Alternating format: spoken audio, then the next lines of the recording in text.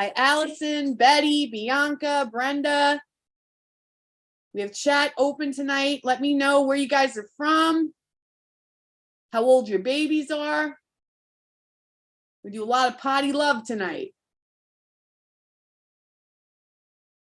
Awesome. Hi, Amber, Brenda, Chris, Cindy. We already got hands raised. I love it.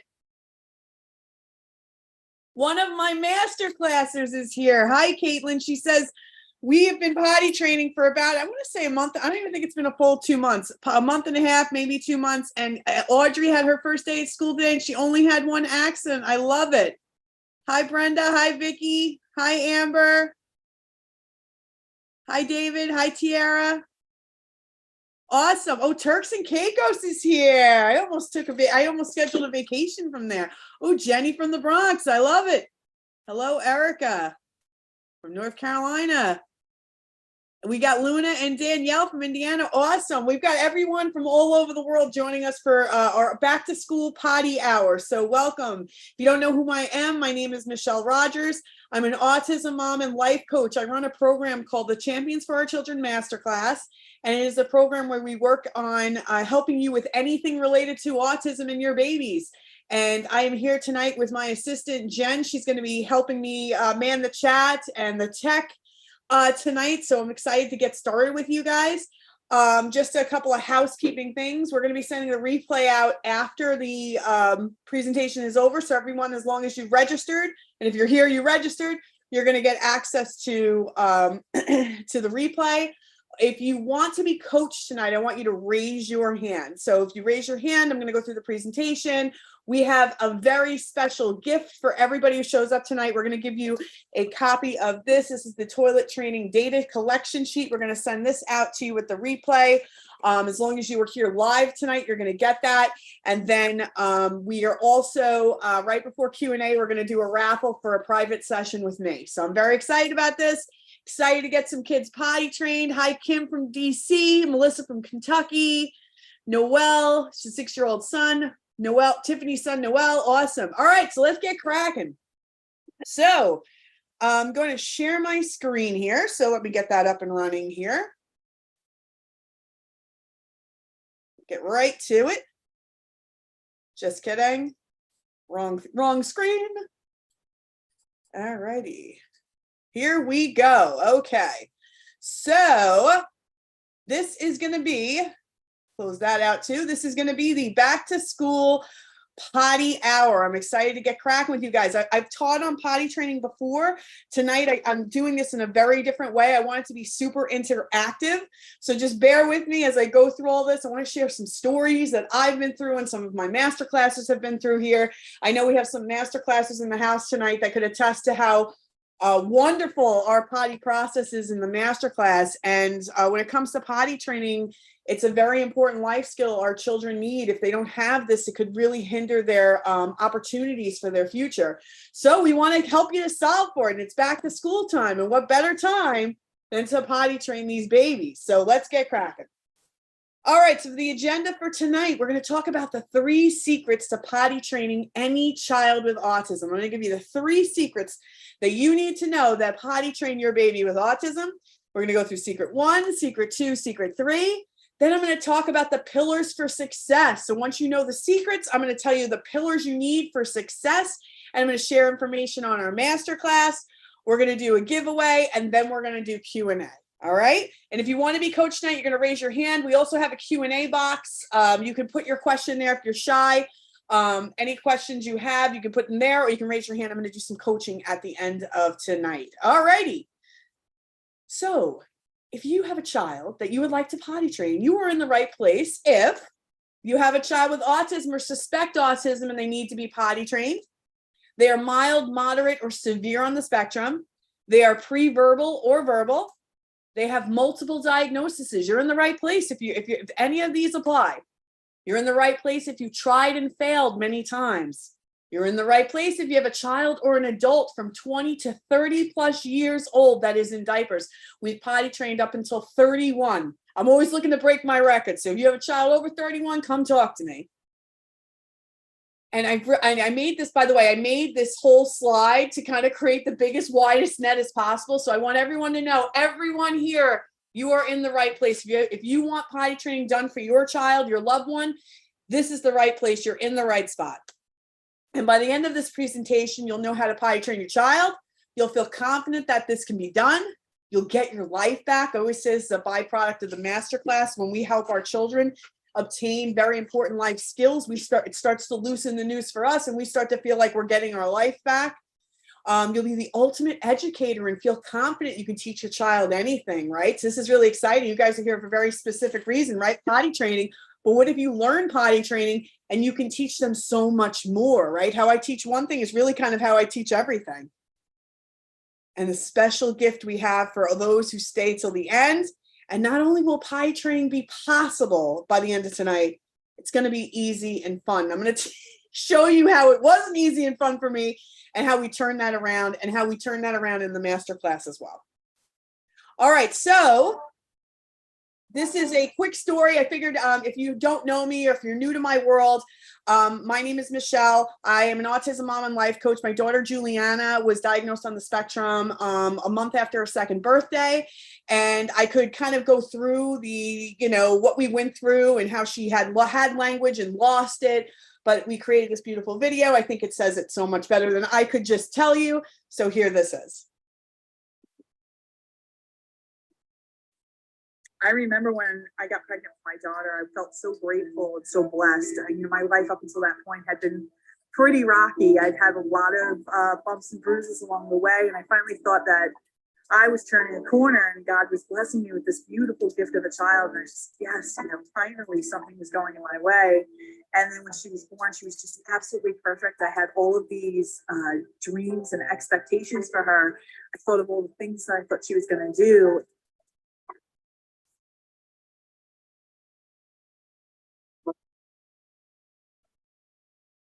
Yeah, I could hear them.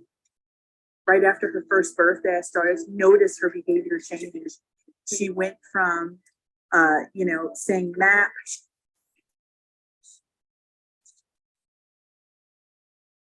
She was obsessed with Dora the Explorer, Mama, Dada. She was saying it all. The girl say "Meh." Hit all of her milestones up to that point. She walked at 1. She was eating solid. She just, she looked really good. And then I just remember her felt almost overnight or very quickly where her demeanor just changed. She went from this super happy baby to crying and tantruming, just frustrated all the time.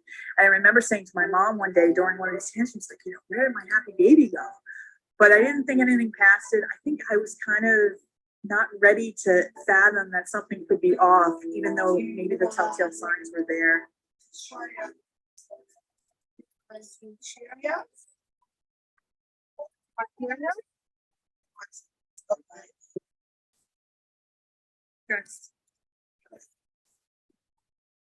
You gotta get dressed. Gotta get dressed, honey. Time to get dressed. She started to lose the words that she had gained. She wasn't saying mama anymore. She wasn't saying ma'am. She just seemed really disconnected from us. Instead of playing with her toys, she would take them, dump them all out of her toy box, and just start twisting them around in hands aimlessly with no intended purpose. Really kind of in denial about it. And then I remember one day we were in the middle of a store, and then all of a sudden out of nowhere, she just started screaming and yelling like somebody had slapped her. I don't even know what the problem was. And I was so mortified. I didn't even know what to do. I was so scared. I literally just left the half full cart in the store, picked her up, and just ran out of there. Never went to that store again. I just didn't even know what to think. And that was probably the first time it really kind of stung for me that maybe something is wrong. They diagnosed her.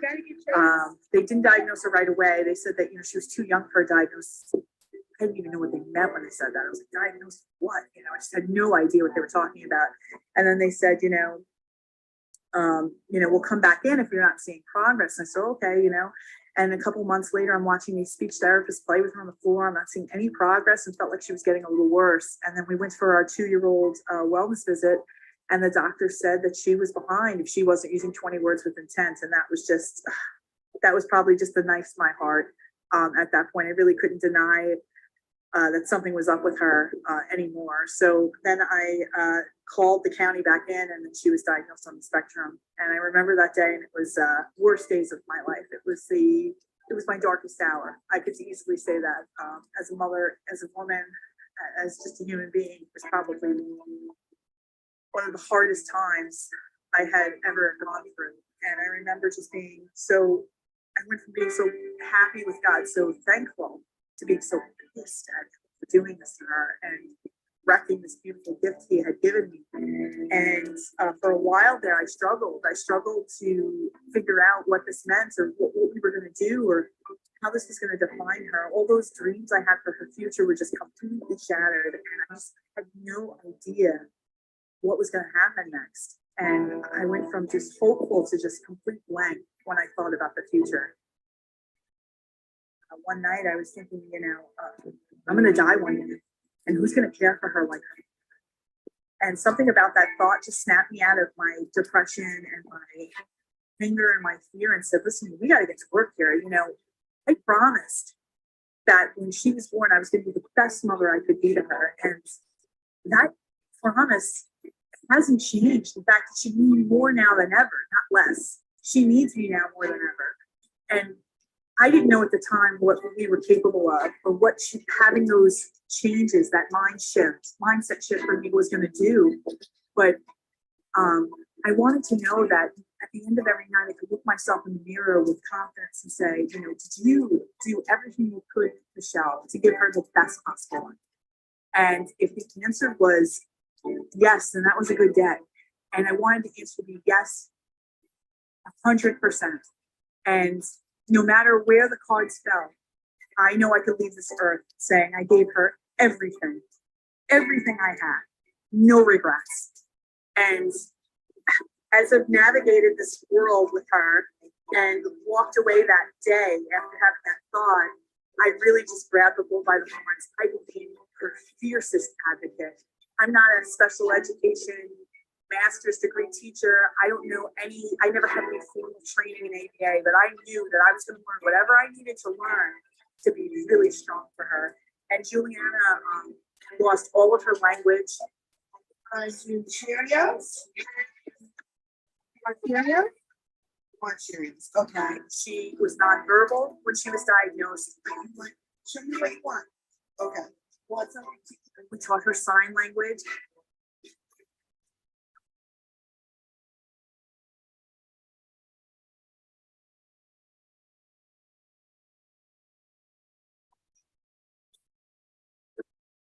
Show me.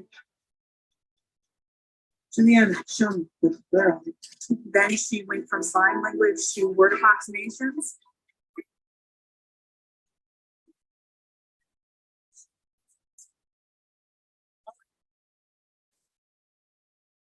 Then she started to speak.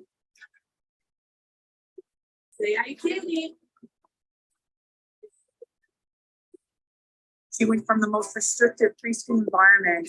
She was in the 614, most restrictive preschool, special education preschool environment you could be in.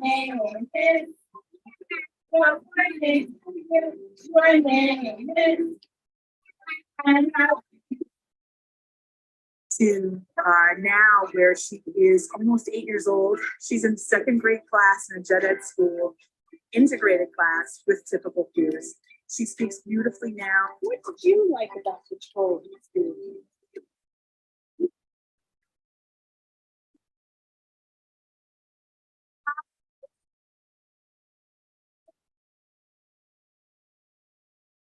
She has a personality. She has conversation skills. There's still things that we need to work on, but for the most part, her future went from black to now having possibilities. And none of that could have happened had I not kind of gotten out of my own way and really hit the ground running and started to take action for her. And I can't say that I could do that for every parent I coach, but what I can tell them is I will have them feeling like I did, looking myself in the mirror, you looking at yourself in the mirror and saying, I was everything I could be for her today. I have no regrets. And whatever happens, happens. It's really for us as parents to know we fulfilled the duty that we promised when we had these children, which was to be the best versions of ourselves, to live, to raise these children. I've helped now hundreds of mothers, coach them one-on-one to do the same things I did, to help them to be strong, to help them to craft plans where we're seeing constant progress. This is what I want to do. I want to give you the chance that Juliana's had. I want to give you every opportunity to give your child that kind of space. Today a day full of happiness. Thank you, friends. Thank you for letting us be and great time. I hope you will. Happy birthday, love, Jane. My goodness. And this year we start back to school next week in New York, and Juliana is going into the 5th grade.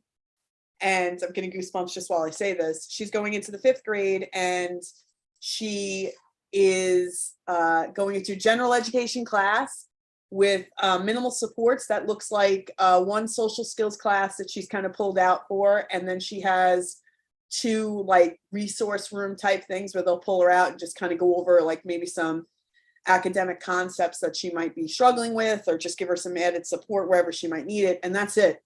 And when we started our journey with autism, I mean, she was in the most restrictive classroom. She was diagnosed moderate to severe. I didn't even know this future was possible for her. And this is why, we do a lot of work in my program on mindset. We're going to talk a lot about that tonight, because I had to believe that the potential possibilities were there. And it's funny because when I started to really kind of like get my head out of the couch cushions with this and said, all right, let's fucking go. We got to figure out what we can do for her.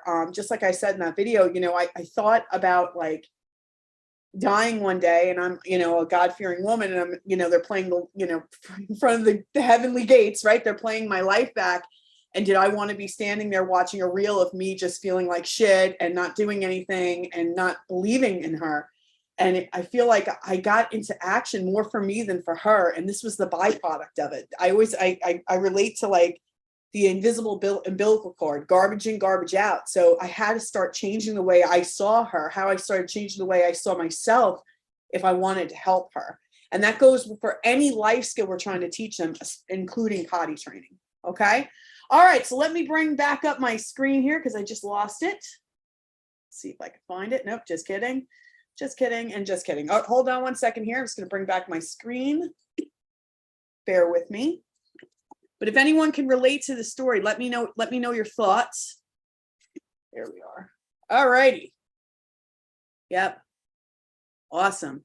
And I want to talk about language today, not just the language of our children, right? Or the ability like, oh, I'd like my kid to speak too. We talk about that. We do that stuff in the masterclass too.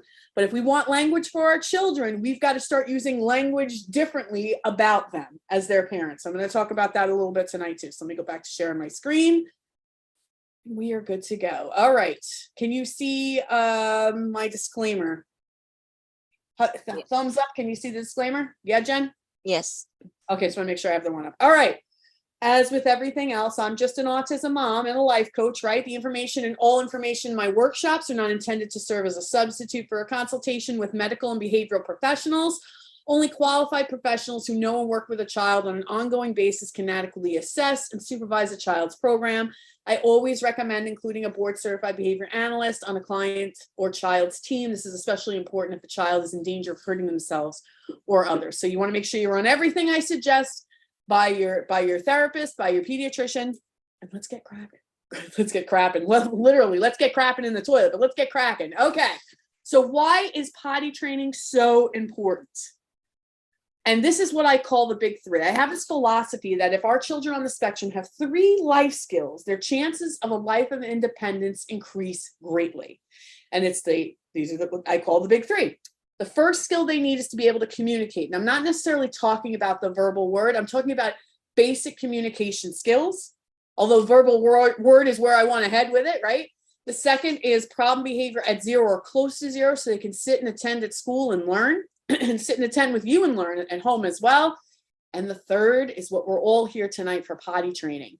And it's so interesting, my journey with potty training wasn't really, buttercups and butterflies and all that shit. I almost wish I could do it over. because I was like legit a potty shit show. I'll tell you more about that tonight.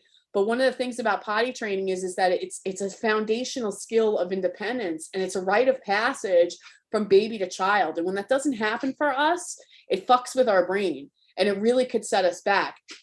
Then the effects of a child not having it, I mean, it could stop them from going to camps. It could stop them from social experiences. I was talking to a mother where it affected the child's ability to have sleepovers. He's, you know, he wants to sleep over with his friends, but he poops in a diaper, right?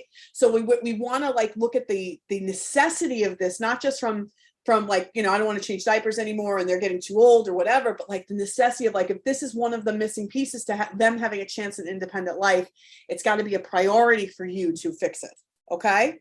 So what I want to know, and I'm going to pull up the chat right now, is I want to know, what have you tried to potty train your child? So if everyone in the chat could interact with me tonight. Normally I don't do a lot of interaction, but I want to do it tonight.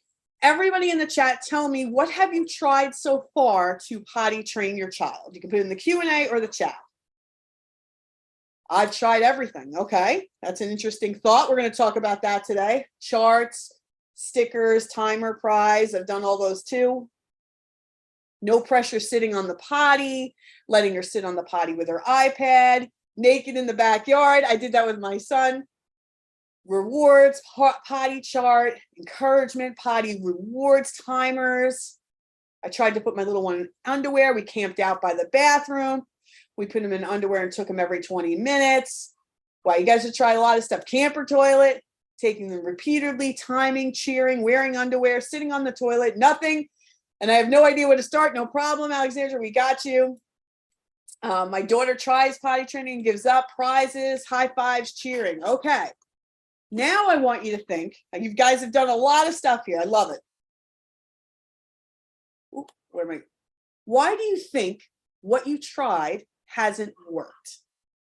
So if everybody who's tried everything, rewards, timers, sticker charts, taking them at set intervals, I want to know why you think it hasn't worked.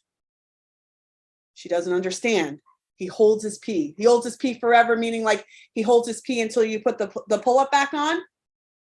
All of the above, because my kid is stubborn, that they don't understand. Okay, you get frustrated. Consistency, or Karen Jackson, it's a really interesting question. Really interesting comment, consistency. I'm just going to write down a few of these because I want to address these tonight. Consistency. They were not ready. Sensory problems. My child doesn't care. They don't know who they need to go. Consistency. Let's see. I think she doesn't understand, is lack of understanding. That's our number one, it seems so far. My patience and endurance to consistency, not understanding, stubborn, not interested, not ready.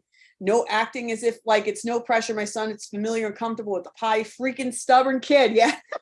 We got some stubborn ones in here tonight. We're not consistent as the adult. We're not consistent across environments. She holds it till the pull-up goes on. Doesn't understand when the feeling comes, like almost like it doesn't click, right? My daughter is super scared. She's scared of the potty. Got it. Have not found a reward that'll do it.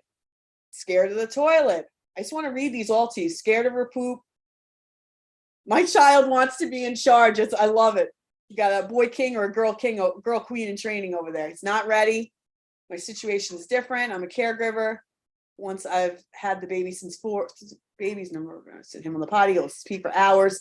Holds the pee until the pull-up goes on. He sits, he lets me know his pee is briefs and then helps clean up, but won't do it in the toilet. Seems to be scared. Too active, won't sit.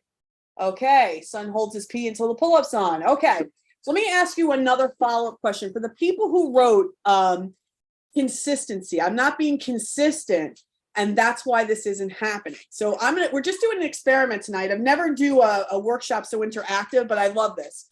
For those of you who feel like consistency is the reason why potty training isn't done, why wouldn't you be more consistent then, right? If you know that the key to potty training, if you believe that why it hasn't worked is because you're not consistent, then why haven't you been consistent then? Because then that's just an easy fix. If you think that's what you need to get potty training done, why haven't you done it? Because I feel like he isn't even getting it. Okay. My daughter's on a 70-mile routine because I have a 2-year-old and a small business and I need to find balance. I hear you. I just revert to what's easy. I get frustrated real quick and stop. Difficult being consistent because I have my own struggles, being a single mama with ADHD. Okay. So now for all of you who said that, I want to know, listen, if I told you, like you could buy it off a shelf, like, right? You could buy the potty training off a shelf and it sits in your house for 2 weeks. And all you have to do is be consistent for 2 weeks. And at the end of the 2 weeks, your child would be potty trained. Could you be consistent for 2 weeks? Write it in the chat.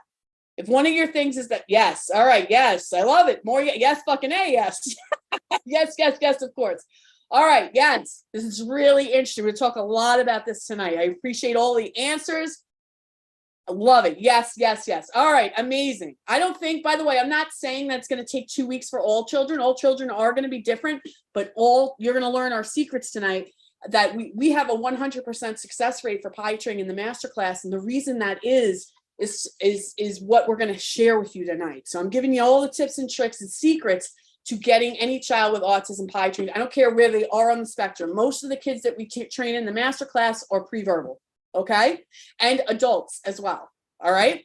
And this is Juliana, and I want to share with you my potty shit show experience with her. This was, I went from like potty shit show to potty whisperer over the matter of a couple of years. And what happened with Juliana, she was my first. Autism came and it was like, okay, I don't know shit about that. And you know, she's my first, right? So this is my first experience potty training. So for whatever reason in my head, I was like, okay, it's time for her to potty train. I buy the underwear. I say, okay, let's go. And she immediately starts having accidents.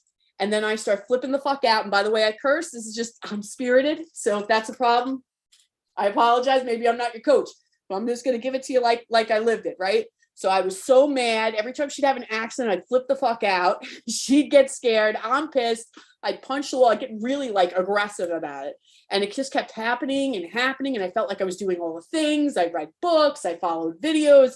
I tried to do everything. I was so mad. Like she'd piss on the floor. She'd piss on the couch. I'd have her sit and then she'd get back up. And as soon as she'd get back up, she'd piss again on the floor. I could never get over like how difficult this felt. It felt so white knuckle to me.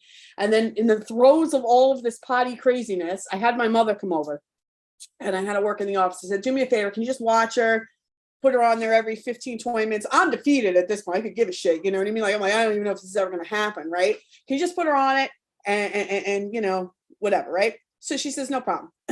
So about 30 minutes in, I hear my mom, which is so funny how our moms are like fabulous now. But when we were, when I was a child, my mother was a crazy lady. But anyway, so I hear my mom say to her, uh-oh, you peed on the floor.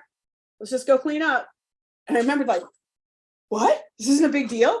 Like, what do you mean you're not freaking out right now? You're gonna have to clean up shit with her on the floor. This is what potty training is supposed to look like. It's gonna have messes. And I think that had I taken my mom's approach, Juliana would have potty trained a lot faster than she did.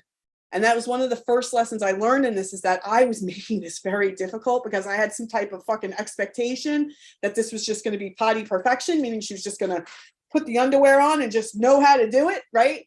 And not understanding that potty training is just like any new skill. They're not going to get it right at first, and that's okay. We just need to take our time and get and have patience, something I was terrible at back then. And just watching my mother be like, oh, okay. She did it a couple times that day, and she actually got her to go a few times. But I wonder, like, now I look back on that, I was like, shit, you know, I wish I could have a potty do-over, because I made that experience so shitty. I used to describe it as the worst part of parenting. And now I think like, oh my gosh, you know, the way we experience it in the masterclass is nothing like that. I want this to be a potty experience. Like, it could be as wonderful as teaching them how to ride a bike, how to pump on a swing. But I made it the experience that it was, and that's the exact result that I had. So I don't want you guys to have that either. That's why I'm doing this tonight. That's why I do the masterclass. So potty secret number one for all of you tonight. Most, if not all, children on the spectrum, no matter how severe their autism symptoms present, can potty train. So everybody in here who's posted how many things they've tried and how it's failed and how they've struggled, your baby can potty train too, okay? I've helped thousands of parents potty train their kids on the spectrum, pre-verbal, multiple diagnoses, Down syndrome with autism, ADHD with autism, global developmental delays, epilepsy. We've potty trained them all. Okay, so if that's the possibility, we have a 100% success rate for potty training in the masterclass, meaning when you come in, you leave with a potty trained child. And we've had the whole gamut from 2 to 31 potty trained in there. And I want to share this story with you too, because this is Safety Swim. On the left was Safety Swim. On the right is Juliana today on her swim team. And I'll never forget this. There was a time in the middle of potty training, she got pee first. So she was able to land pee. She knew pee went in the toilet, right? We were struggling with poop. And a few times, like 1 week, we go to Safety Swim and she poops in the pool. And I'm like, okay, whatever, you know, other kids have done it. So I knew what the routine was. When any child poops in the pool, all the other lessons, and your child too has to get out. They have to clean the pool for 2 hours. They have to tell all the parents that were coming in to not come in, reschedule their appointments. The staff is kind of in limbo for 2 hours while the pool's being cleaned, right? So this happened the first week. I didn't think much of it. I'm like, all right, we're in the middle of potty training. You know, she's just gonna, whatever, we're just gonna figure it out. And she does it again. That's week 2. She does it again, week 3. Now I'm starting to get like anxiety taking her to swim. I'm like trying to find reasons not to go. Week 4, she did it 5 weeks in a row. By the 5th week, everyone there who has the same set time as us, I'm having anxiety just sharing this with you, had the same time with us, knew it was her that was making the whole lesson stop. So I grabbed her, ran in there, grabbed her. As soon as they gave me the signal that she pooped again, and I ran into the bathroom and I shut the door. And I cried. And I waited for everybody to leave because I felt so bad that we had done this like more than a month now. She's disrupted this company and disrupted all of these other children to be able to swim. And I remember waiting for everybody to leave, getting her dressed in the bathroom, locking ourselves in there, listening to make sure all the parents were gone. And I came out and I apologized to the staff. And I said, well, I'm going to figure this out. We're not going to come back until I figure this out. And I cried. And when I got home with my husband, I was hysterical. And I said, we're quitting swim. And we're never going back. And, you know, once I calmed down and I really thought about it, I'm like, there's a reason why she's doing this in here. I need to understand why she's doing this, you know? And I said, quitting is not going to solve for that. And I made a decision in calmness that next week when we go back, I'm going in the pool with her. Because you know what, this girl here, her teacher at the time, she didn't know the cues, right? But I'm in the midst of potty training. I know when she's holding it. I know when she's about to go. So I feel like I'm going to catch it better than she is. So I called the school. I said, listen, I'm going to go in the pool with her. I promise this won't happen again, right? Literally go in the pool with her and I'm watching. I'm just standing I'm like on the side of the pool, just watching. And she's doing the thing. And I saw whatever I saw. I think I saw a look or something. I grabbed her. I ran her out of the pool, brought her into the bathroom, and she pooped in the toilet at Safety Swim. And she never pooped in that pool again. Had that experience not had happened the way it did, had I quit, she wouldn't be that girl in that picture today. I want you guys to understand, like, we can put our head in the couch cushion with this shit and blame like autism that this can't happen. Or we could say, you know what? If she can hold it deliberately to shit in the pool so she doesn't have to shit in a toilet with me, then she can do it in the toilet too. Especially for my parents who have the stubborn children, right? I would call that stubborn too. She was waiting to poop in that pool. But I didn't give up. And because I didn't give up, she actually learned to swim. She might have never learned to swim and she'd never be on a swim team today. That's why I want you guys to understand every moment of every day is an opportunity to do something different. And had I not chosen to do something different, like quitting, which would have been so much easier, my humiliation would have been done because I'd never see any of these people again. It was so much more important that I chose the harder, social path here, right? To go in the pool like no other parent had to do and yank her out. And she learned, and she was fully potty trained after that. Now, another child, this is Mary. She was one of my first clients. Her son was 7 when we first started working together. He was diagnosed with autism while we were working together. She delayed it because she was having such a hard time with it. But but I would say he was more on the moderate to severe side of the spectrum. He was pre-verbal and in diapers when we started working together. And within 2 weeks of working together, he was fully potty trained. And within a month, he was saying mama for the first time and meeting her. This is possible. Juliana's story is possible for all of your babies. Mary's son's story is possible for your babies too. Which leads me to potty secret number 2. The steps to potty training any child are the same. I'm going to read that one back again. The steps to potty training any child are the same. And these are my kids. These are the only pictures I could find from potty training because it wasn't like a glamorous experience with me for Juliana. But I remember with Cody, I would visualize what it would be like to have him walking around in his little undies and how wonderful that would be. And that, the experience in the middle was rough. And I wanted a different experience with my son. And it was. I didn't expect perfection. He got pee first, then he got poop. Then he lost it because I was teaching him to sit to pee at home and they were teaching him to stand at school. So next thing I was peeing in the yard. But then he came back in, he started peeing in the toilet again. It's potty training, not potty perfection. And if I have those expectations that it should be done at a certain time, or it's more difficult because of autism, then I'm going to get that kind of experience. But if I look at like what it is about, I asked you guys this in the beginning, what is it about this, that they're your children, that makes you smile? And everything that everyone said was all of the things that show us that they're capable of potty training. They're capable of being silly with us. They're capable of being potty training. If they're capable of filling us with kisses to get what they want, then we can get them to potty train.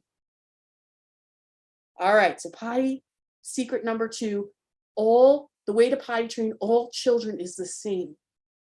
And potty training is actually simple, but it's not easy. And I want to help you to understand the difference between the two. Easy means something's achieved without effort. I don't do anything. It just comes to me like second nature. It's natural, right? But simple means that the steps to potty training are uncomplicated and easily understood, but it requires effort and commitment. One of the things we were talking about tonight, why you think it hasn't worked, is I haven't made the commitment to it. I haven't been consistent with it. And then I asked you, and we're going to come back to this with potty secret number 3, if I guaranteed you in 2 weeks this would be done, would you be consistent? And you said yes. It's required if we want to potty train our kids. And these are all the signs that you need. And these, basically, it's like the cliff notes to a potty training experience for all children. Number 1 is they have to show potty readiness signs. And I preface this too, because some of our kids in here are older and we might be thinking that we don't have potty readiness signs or the window of that passed, right?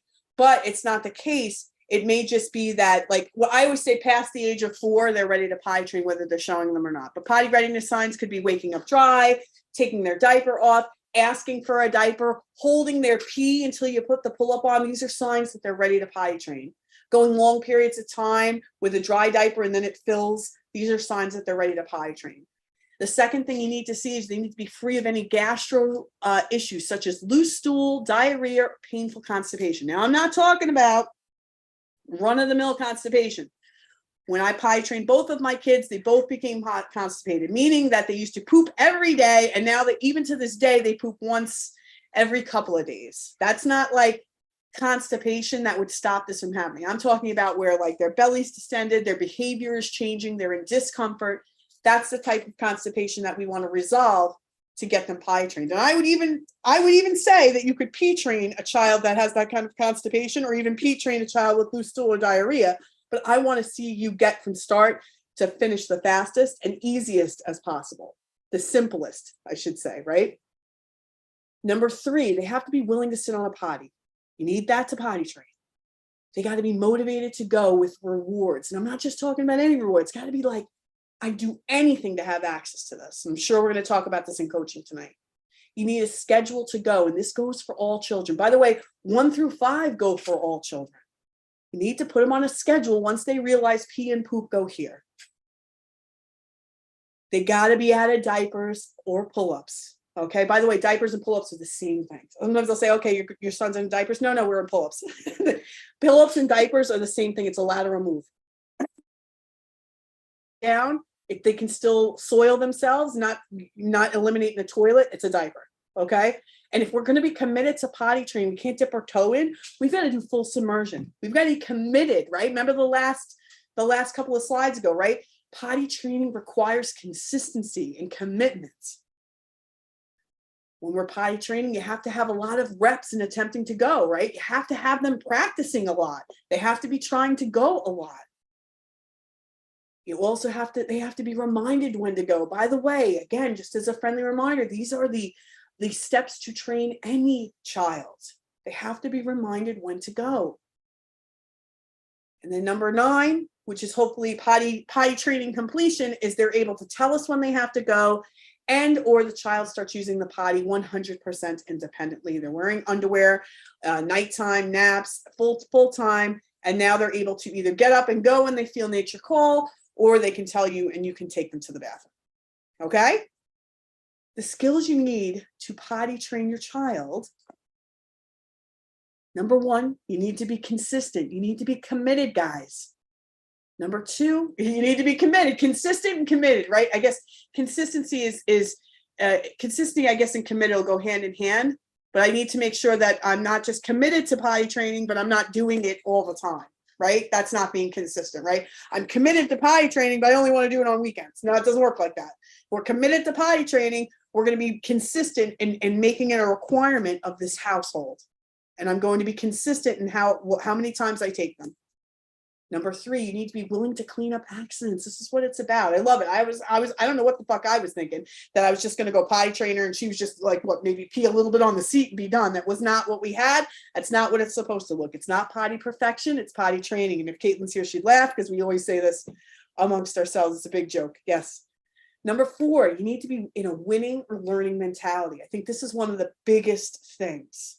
And we're going to bring this into the secret number 3.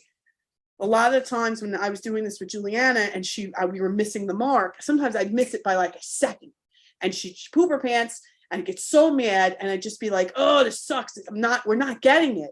And thinking that thought was really shitty, because each time I was getting closer and closer. There are no fails in potty training. We're either learning or we're winning. But if I see it as a fail, if I keep biting my lip and I'm so frustrated and I'm pounding my fists, I'm not going to want to keep doing this.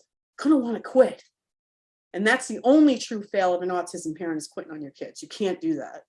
The reason I have a 100% success rate in the masterclass is when you show up, you stay showing up, and it's done. Potty training is done. But I can't force you to the river. You got to come. You got to come with me. You got to help me to help you. And that's how you have to be when you're thinking about potty training. I'm committed to this. I'm going to be consistent. I know accents are a part of the package, and I'm okay with that, even if it means the accent is them smearing it on their face or on their wall. And I'm not failing anymore. I'm either learning until I'm winning. Okay? And my master classes can attest for this. We take steps. We keep moving one step closer and closer and closer to the finish line. We're never not doing it. And that's what you guys got to think too. Which leads us to potty secret number 3. You are your child's number 1 resource to getting training done. Say it again. You, their parent, are the number 1 resource, the most valuable person, the best person to get potty training done.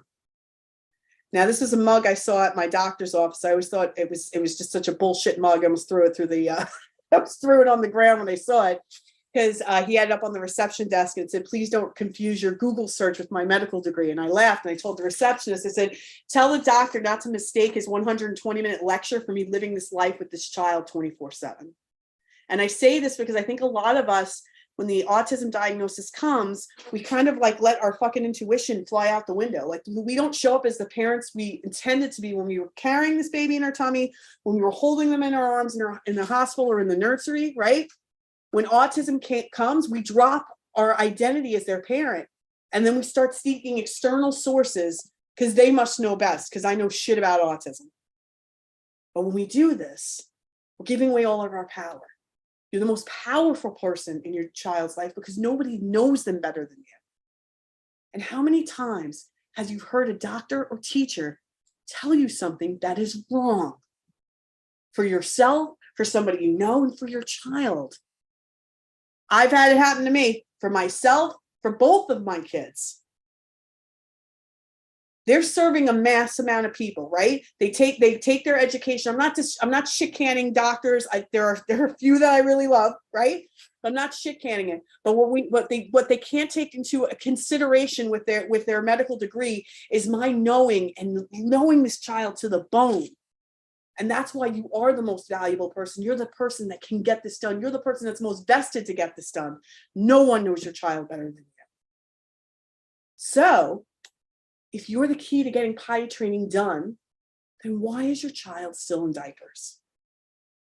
Now, remember that question I asked you at the beginning of this presentation. I said, why do you think what you tried hasn't worked? And I created this slide over a week ago. It's like magic. I feel like a magician. These are the reasons why you think that your child isn't potty trained. And a lot of these, if not all of these, were said in the chat tonight. You might believe that potty training hasn't happened because they have autism, that they don't talk. It hasn't clicked. My child has a learning disability. My child has brain damage. This is where she is, and we adapt to where she's at, not the other way around. My son has no desire to learn. The readiness window passed. Both parents work full time and we can't be consistent. It's a mystery to me. She's not ready. He's locked up. She doesn't understand what's supposed to do. I don't know, right? She's just used to wearing a diaper. He's comfortable in his ways. How many of you guys is your reason here? Right? They're stubborn. I wrote this before a week ago, and all of you said all of these here tonight. This is why you think potty training isn't working. But the real reason, when you think that potty training isn't working, this is really what your belief has become. You have those thoughts that came on that slide before this. And when I think those slides over and over and over, right, they're thoughts that I think about my situation. And if I think those thoughts over and over and over, a belief is just a thought on repeat. I've believed it a lot of my life. I've thought that thought many times, so now it becomes a belief. It's almost like burned into your identity. So when you have those types of thoughts, your beliefs turn into your child needs to be verbal to potty train, your child's too severe on the spectrum to potty train, your child won't sit on a potty so they can't potty train, your child doesn't care if they're dirty or not interested in going, and that's why they can't potty train. Your child will hold pee and poop for hours until the pull-up is put back on so they can't be potty trained. And you don't know how to teach a child with autism how to potty train. But, having some technical difficulties here. This is why it's really not working. It's not any of those things on that sheet, right? We just went through the list of all the things you guys had said to me earlier tonight. We went through the list that I created a week ago, but it has nothing to do with anything that's there. The real reason why it's not working are for two basic reasons. Number one, potty training has become optional in your home. I'm going to explain this in a minute. And the second reason it's not happening is your child doesn't see any value in wanting to go on the toilet, and they're following your lead as their parent. So what does it mean to say potty training isn't optional in your home? Well, because of course you all want your kid potty trained, but if I'm having all of these shitty thoughts about why it can't happen, I'm not committed. I'm not consistent. I might not be trying at all. I may be saying I'm trying, but I'm really half-assing it, right? But the reason I'm showing up this way is very understandable because you have these thoughts. We call them thought errors in the program. There are all these beliefs that you have about your child that you've been thinking for a long, long time. And it's making it so now, like potty training, I'd like it to happen, but I don't know if I believe it can happen. But really, your child's following that lead. And if you're not going to put them to the test, they're not going to rise to the occasion. To them, life is great in a diaper. I like the way things are. I don't see the value in learning any other way. And if you don't think I can do it, I'm not gonna, if I have the option to not do it, I'm gonna opt to do what I do now. This works for me. I have no desire to learn any other way. Okay? I'm having some technical stuff there. Okay, so why it's really not working?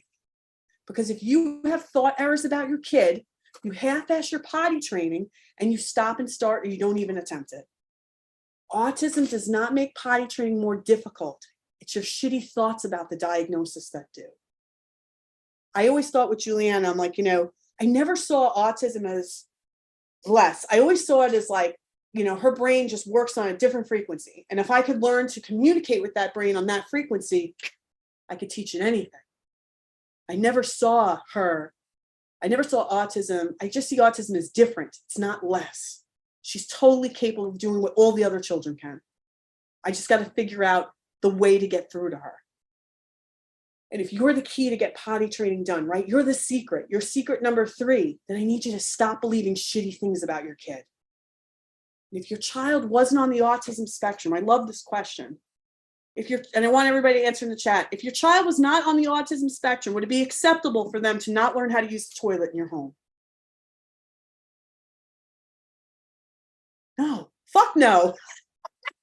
And I say this for communication too, because I'll have a lot of parents will say, oh, they say words, but they don't really use them functionally. And I'm like, okay, well, how do they get their needs met? Well, they hand me to the kitchen. Okay, well, would it be, if you didn't have autism, would it be allowed that they not talk to you in your home?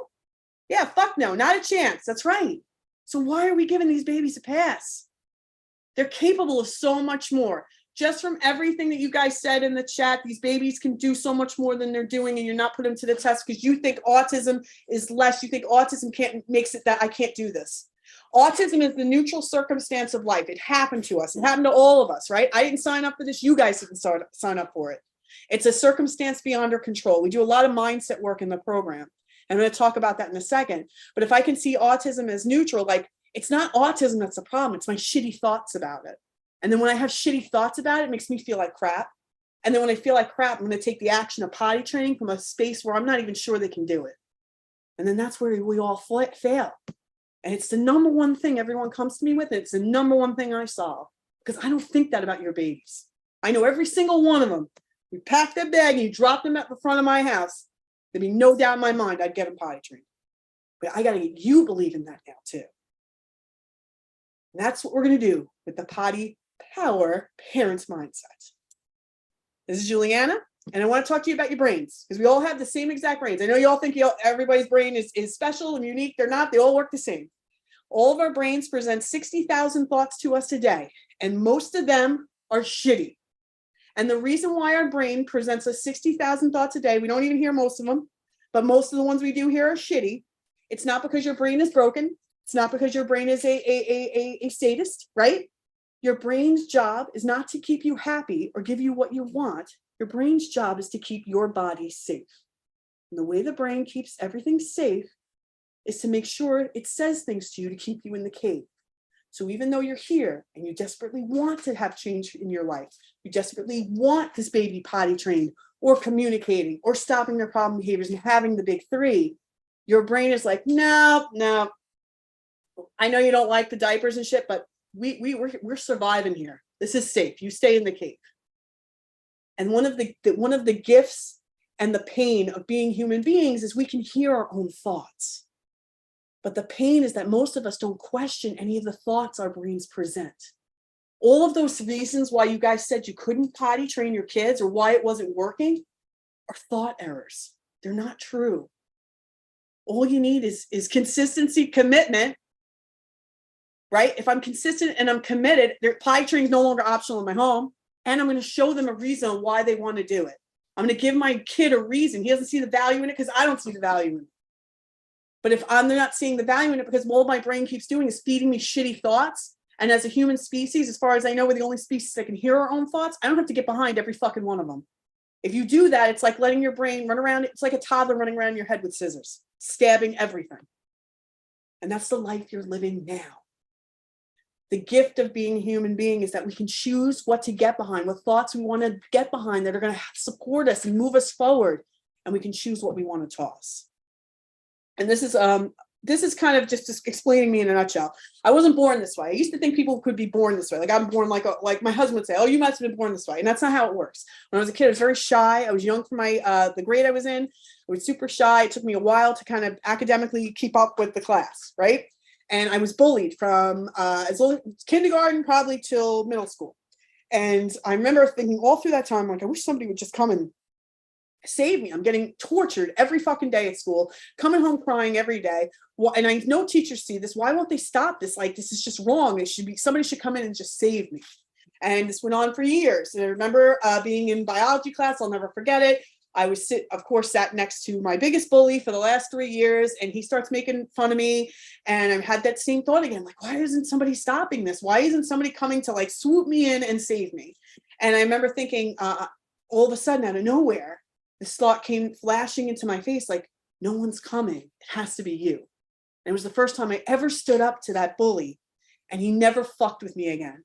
In fact, nobody really fucked with me again after that. I learned that I could be the exception to the rule. I could be my own savior. And not only did that help me in the bullying scenario, there were so many life adversities that I just started to step into this identity of being somebody who's the exception to the rule, a master problem solver. I could solve for any problem, even if I had zero experience in it. So when I had Juliana, right, by that time from middle school to 35 when I had her, I was in that identity, deep into that identity. I had lots of years of practice being there. So when the autism diagnosis came 2 years later, when I was 37, at first I saw autism like maybe you all saw it. And I'm dating myself because there was this movie in the 80s with Tom Cruise and Dustin Hoffman called Rain Man. And that's all I fucking knew about autism. This guy had to be institutionalized. He'd never live a normal life. When autism came to us, I thought this was going to be our life. I thought my life was over and her life was over too. But even when I felt that, I've had that knee-jerk thought that you all had. By that time in my life, I was practicing the belief that I could create the exception to the rule. I could be the exception to the rule. And by extension, Juliana would be the exception to the rule. Which, by the way, are the thoughts I choose to stand behind. I choose to believe about myself because those are the thoughts that have gotten me, that helped me survive till this moment. And I choose to believe this about myself every day. And I need you guys to start believing different things about yourself and different things about your kids if you want to get them potty trained, you want to get them communicating, and you want to stop their problem behaviors. You've got to be this exception, not the rule. It's why Juliana is where she is today. It's why all of my parents in my masterclass are going to have babies that have the life like Juliana today. And it's so funny because when I was going through this with Juliana in the first year of autism, we were in early intervention at the house. And I just assumed all parents thought this way. But when I entered the special education world, I realized many don't. And it's the biggest fall from grace for our babies, because if you're their number one person, right, your secret three, you're their number one person. If you don't believe in them, who's gonna? It has to be you. No one is coming. Same thing as what my head said to me in the middle of getting bullied that last time. No one's coming. It has to be you. And I can't give you the path to potty training tonight if you've already given up on a limitless future for your baby. And you can't change anything for your child if you don't believe that you can create change for yourself. It's the invisible umbilical cord, right? Garbage in, garbage out. Fucking boss in, fucking boss out. You can't change that autism is here, but you can decide how you want to show up for yourself and your child. And only when you do that can you change the reality for yourself and your baby. What are your thoughts around your child learning to potty train? Do you think they're capable of potty training? Do you think you're capable of teaching them? Does autism mean diapers for life in your mind? Does autism mean cancer to you? Because it's not cancer. Juliana's going to live an amazing life and have autism. We have so many examples of that from graduate families in the masterclass, from people I've worked with. This is possible for your baby. But it's only possible if you can get your head out of your ass and stop thinking shitty thoughts about your kids. The number one reason stopping your child from potty training is your thoughts about it. That's it. We fix that, great. Let's fucking go. And I don't want anybody to have like, this is a judgment-free zone, right? I love having these like very honest conversations. I don't do my webinars half-assed. I go all out. Like what you see here is exactly how I am. And the reason why I want to be that way with you is because I need you to fucking move. I really need you guys to move for your babies. I see this work as life or death because nobody's going to champion for them like you guys. And I don't say this from a judgment standpoint. I love you. I love your babies. I'm not their mom. You are. I'm not their caretaker. You are. So I got to have you. I want to build you up so that you come at it like I would come at it if it was my cub. And awareness is always a gift, because if nobody's ever talked to you like this, now you can say that you can't ever say that nobody ever told you. And if you are the gatekeeper to the success that they're possible of, this is the way to open the door. It's the way to instantly course correct. I can course correct at any time. I can take radical responsibility from this point forward, show up differently, to think different things about my child, to make potty training as done in your mind as it is in mine. Your thoughts are creating your current results of potty training. So let's fucking change them. All right. Thinking needs to be setting yourself and your child up for success when it comes to potty training. This is what masterclass is all about. It's not just about the tactical. I got gold tactical, but if you don't fucking believe, my tactical goes to shit. You waste my tactical. I need a mind that's believing, committed, confident, consistent. This is going to happen. Potty training is no longer optional in my home. And I always say for parents who are shaky, like, all right, I want to do this. I want to work with you. But like, I'm really like, I don't know where to stand. Where do I stand first? And I say, the first place you stand is you presume confidence. For all of the things you said that makes you smile about your baby, those are the reasons why this can happen. You start there and then we'll help you along the way. Your thoughts need to be in alignment with the results you want for potty training, always. That's why all of the tactical things I was doing with Juliana were right, but my brain was in the fucking gutter. Had I just had a different thought about it, a different expectation, saw it as done, I would have been fine. Somebody had said, which is probably what it took maybe 3 or 4 weeks for her to finally get pee down, that's how long it was going to take. I would have cooled my fucking jets. But that's the problem. You can't do it. You can't be into this like, well, I'll see it when I believe it, right? I'll believe it when I see it. I'll believe it when I see it really means I don't believe it's going to happen. Unless I'm proved wrong. That's not what you have to do. As a master problem solver, that I was that master problem solver from middle school to when she got diagnosed, I was already in the identity of I make shit happen. And that's how you have to go into this. All right. So now that we know that all thoughts are optional, you get to choose your thinking to get new emotions, new actions, and new results, which is exciting. And I help parents like you to think intentionally to get results you want for your children with autism. And the results, you start showing up like this, child's going to be more compliant. You'll be more confident that you can teach them anything. You'll be less stressed, and you and your child have more freedom. Most importantly, while you're all here tonight, your child will be potty trained. You start thinking about things differently. You start seeing yourself as the most important person. You have everything you need. Your child will be potty trained. You just got to start believing it's possible. And that's my potty power class. But I want to share with you, and if it's all right with you guys, just let me know in the comments. I want to share with you how we create the 3 pillars of success to get potty training. Is that great for you guys? You guys all right with that? Yes. All right. Awesome. And I hope this tonight's been helpful for you. I'm going to do Q&A, but I want to talk about what it takes to get the 3 pillars for success. So you remember the big 3, right? These are the 3 skills that every child needs for a chance at a life of independence, right? Communication, problem behavior, no problem behavior. We have to have communication, no problem behaviors, and they've got to be potty trained. You need 3 pillars for success in yourself to make that happen. You can be your child's #1 resource, even if you think you're not technically qualified. All you need is knowledge, belief, and support. Having these pillars guarantees success. So the first one, knowledge. This is where you learn the tactical steps of what it takes to potty train a child. And you're going to meet them where they're at. So if we have a child that's scared of even walking into the bathroom, then that's where our work starts. If we have a child that's scared to sit on a toilet, then that's where our work starts. If we have a child that'll pee but won't poop, then that's where our work starts. And having the knowledge of knowing the tactical steps to get that going, that's what's the first pillar for success in helping your baby with autism with anything, not just potty training, anything. The second thing is what we talked a lot about tonight, belief.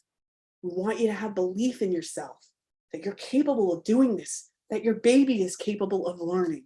It's sky's the limit. As long as the sky's the limit is the roof is where you believe. Where you stop believing, that's where the roof is. And that's the life you're living now. I want you to think way bigger than what you have now. They're capable of so much more. They're waiting for you. I always say that to my parents who were really shaky when they started. I'm like, don't worry, your baby's ready to potty train whenever you are. You got to have that belief in place. And the third pillar of success that you need to help your baby with autism live a thriving, healthy, happy, independent life is support. You can't do this alone. You got to have a tribe around you, a community. So how do we do that? That's what my masterclass is all about.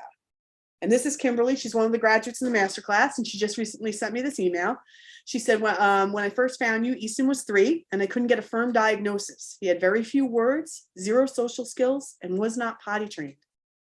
I found you the same day as our IEP meeting. That day, I was defeated and overwhelmed.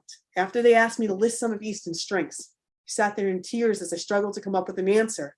I had to find help, and luckily, I found you. It's been 2 years since I joined the masterclass, and today I had a meeting with the school regarding his kindergarten placement. He's set to start in a general education class 80% of the time. He is fully potty trained, has no aggressive behaviors. His speech is blossoming, and he tells me he loves me on a daily basis. I know beyond a shadow of a doubt, had I not found you, we would not be here. I want you to know that the work you do is so appreciated. It truly made all the difference in my life, and most importantly, Easton's life. This is what's possible for your baby too. You have literally turned our life around. I can't tell you enough what that means to our family. You're truly a lifesaver. This is Teresa. She's also a masterclasser. She came to us when her son was 10 and in diapers, and he is now officially potty trained. 2 magical things happened. He watched videos of people opening and eating candy on YouTube. So he got a huge 1-pound peanut butter cup for Christmas, and it was the perfect reward for potty training. He got a piece of that cup every time he pooped on the potty. And number 2, we implemented a token board system, and his reward was a local hotel stay with a swimming pool. She said he literally went to the bathroom and took a shit as soon as she said it was the reward he was going to get. His teachers are just speechless because she's never seen such a quick turnaround in any of the children she's worked with. I cannot tell you how much joy, unspeakable joy I have in my heart right now for all of us. A veil of depression that I didn't know existed has lifted, and I can see and feel more clearly now. Her son was 10. We just potty trained an 18-year-old in the masterclass. We can do this for you and your baby. This program we put in place is so much more fun and affordable than any of the treatments I've paid for. And this is how I'm going to show you how you get those 3 pillars. This is the Champions for Our Children Masterclass. This is what I do. This is my love, my passion, my drive and commitment. This is me and my coaches. And this is the program that I run that guarantees potty training success, guarantees communication success. We got a 100% success rate for both. This was from Juliana's teacher. Thank you for the Bed Bath & Beyond gift card. It was truly a pleasure. This was her going into 1st grade. It was truly a pleasure working with Juliana for the last year and a half and watching her blossom. She has made more gains in skills than I've ever seen in my 25 years of experience. I can't imagine what her future holds. She's gonna soar. This is what's possible. These are not unicorns. Your baby is not a unicorn. All of these babies are so different. They overcame such challenges, and they're going to live amazing lives. Why couldn't that be for your baby too? So why would you want to join a program like the Masterclass? Well, when you join, you get personalized strategies for exactly where your baby is at. Even though it's group, everyone gets their turn to communicate with the coaches and get their strategy, their blueprint for success for their baby. When you join this program, you have a potty trained child. They have a 100% success rate. When you join this program, you'll start to reconnect with your child because communication will finally be in place. We're going to get to the root level of your child's problem behaviors and we're not just going to treat we're going to treat it at the root and not just the symptom. And when life happens, we can help you to get back on track. If a regression happens, we'll tell you exactly how to handle it. We're going to learn from trial and error rather than quitting on our kids. The only true fail of an autism parent is quitting. There's no fails, by the way. There's either learning or winning. We're going to be teaching how to build that champion mindset, right? We got a lot of junk up in the trunk here. Well, junk in the nog, or excuse me, junk under the hood. We got a lot of junk under the hood. We got to tune that up. When you're going to teach you to have that champion mindset, so you no longer have to worry about autism every minute of every day. And you're going to get your independence back too. It's a byproduct of this program. And I want to share, I'll never forget this, and I'm sure she'll never forget it too. I had a mom join the master class on New Year's Eve, and I was on vacation in Florida, and she was writing in. She said, I want to join, but I'm really scared because my son had just come out of the ICU with a kidney infection associated with potty training. And she felt so awful about it because she thought, because he was preverbal and she knew shit about autism, that she sent him to the hospital because she didn't see that he was getting sick and then he had this kidney infection. So they lived in a rural area. I didn't know it at the time, but she had quit her job when he got diagnosed. She had to quit school, and she wanted to do everything she could to help him. And she found a school that would allow him to go there full time, but he had to be potty trained. So here she was, like, I really want him to go to the school, but in the same instance, I'm terrified he's going to go back into the hospital. And I remember saying to her, I'm like, looking at that hospital experience and blaming yourself in a shitty way is not helping your cause. It's keeping you stuck because now you're terrified to move for him. And in all honesty, I think he was 4 at the time. A neurotypical child could have had that same experience. So I said to her, I'm like, I don't look at what happened in the hospital as a fail. That was a hard learn. I would say it's a hard learn, right? That we don't want that to happen again, but now we understand, we know the signs of something like that coming on. So if it were to happen again, if it was going to come on, we're going to see it ahead of time. So she joined the program, and he was potty trained, I want to say within 3 weeks. He went to that school. When we did our testimonial interview, I think it was in the beginning of March. So she joined, New Year's Eve. And we did our testimonial interview in March. And I said to her, just like I said to you guys, I said, honey, if I had told you that day he would be potty trained 3 weeks from then, would you have believed me? And she said no. And had she not taken a leap of faith, I'm really like goosebumps thinking about this, because I'm so proud, I'm proud of her that she trusted in me. I'm proud of her that she did this and she showed up for her kid. But this is what's possible for all of you. That had she not done this, she wouldn't be where she is today. She got to go back to school. She got to work full time because now he could go to school full time. It's a byproduct. I always say it's a happy byproduct of joining this program. Not only did we get her kid potty trained, she started to believe better things about him, and she got her life back too. And that's what I want for you guys as well. And of course, when you join the masterclass, we're going to give you the mastery of those 3 pillars: knowledge, belief, and support. You have that from the masterclass, you're going to have it for life. Everyone comes into the masterclass for very specific reasons, but you leave such a different person. You leave like this. No, just kidding. No, you leave like strong, because you're not going to let your brain run amok anymore. You're going to learn how to manage your mind.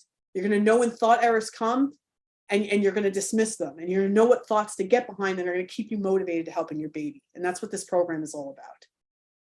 So how do we do this? How do we give you the 3 pillars? So the first part of the program for the 3 pillars is knowledge. So when you join the masterclass, you actually get lifetime access to my study vault of courses. I've got courses in there on potty training, communication, stopping problem behavior, social skills, you name it. And you get lifetime access to this. And Juliana's only 10, so we're about to hit puberty. So it's going to get real interesting around here. So as I continue to build out the courses in that study vault, you'll have lifetime access to it. So you can deep dive in it as soon as you join the program, or you can take your time. The idea here is that you have full support. You'll have everything you need in just the self-study program alone to get the knowledge, pillar 1, for your 3 pillars of success. The second part of the program, along with getting your knowledge, you're going to get your belief. So as well as this, you're going to have lifetime access to the study vault of courses. You're going to get 3 to 4 weekly live group coaching calls over the course of 90 days. You're going to get a call with me. I'm the autism mom just like you, and I'm a life coach. On my call with you, even though it's a group, everyone gets to support each other. Everyone gets their questions answered. We're going to talk, and we're going to create a very specific blueprint for exactly what you need to get your baby potty trained. And each week we're going to meet, and we're going to keep tweaking and testing. That's why potty training is inevitable. As long as you're here to do the work, I'm here to take you to the finish line. And that's what my calls are all about. And then once we get potty training done, we get it done in a couple of weeks, great. Let's talk about communication. Let's talk about problem behavior, picky eating. Let's go, right? That's me. The next call we have each week is with the BCBA. A lot of what I teach is based in behavioral therapy. I've never been formally trained in ABA. I consider ABA the language of our children. The BCBAs are board certified behavior analysts. These coaches are teachers with master's degrees in ABA. So even though I wasn't formally trained, they were. So you're going to get to speak to them. And we have 3 that we rotate through. That's Armando, Melissa, and Stacy. But I'm so happy to have Armando as a part of our program because we have so many boy families in the masterclass. So it's always nice to have a male teacher.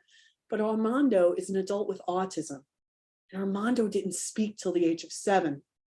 Armando didn't potty train till the age of 5. He was in life skills classes, I believe, till 2nd grade, moved into gen ed at 3rd grade, was in gifted and talented from 4th grade till he graduated high school. Graduated college, got a master's degree, got married last year, owns his own business, speaks beautifully. Why couldn't this be possible for your babies? You're going to get to talk to somebody with autism. I make this program specifically like we all live this life, right? I live this life. Armando is this life. And then you're going to have access to him once a week as well. In addition to these calls, right? We have my call, the BCBA call. We also have a mindset call because we talk about all those shitty thoughts we're having, right? Having all those crappy thoughts. And when I have those crappy thoughts, I'm not really committed to pie chain because I don't know if it can be done. And that's what these mindset coaches are about. That's Risa and Holly. And they're going to help you with any thought errors you're having, help you turn it around. They always call it our therapy session. Their call each week is like your therapy session. You bring anything to that call that's making you feel like shit, and they're going to help you course correct it. And each week, these group coaching calls, but everyone gets their questions answered. And this is what helps you to build that belief in yourself that you can do this. Because you're going to be coached by me and my team 3 to 4 times a week. In addition to that, you get the lifetime access to the study vault. You get 3 to 4 weekly group coaching calls where you learn from me and my experts, but you're also going to get monthly specialist calls. We have a registered dietitian, Greer. She's an autism mom. For some of our kids that might have the loose stool or the constipation, we're going to help you to fix that so we can get to potty training. She's in the program and she's an autism mom. We got a speech language pathologist who also a masterclass graduate, and that's Jessica, and she's an autism mom. You're going to get to speak to her once a month. And we have Stephanie, our feeding specialist. If your child's a picky eater, we got you covered. You get to talk to her once a month. And then we have an occupational therapist, Ashley, who just joined the program.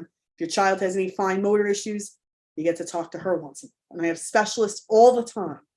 So you're going to get all of this support to build that belief in you that this can be done. And I'm going to be the perfect person to teach them.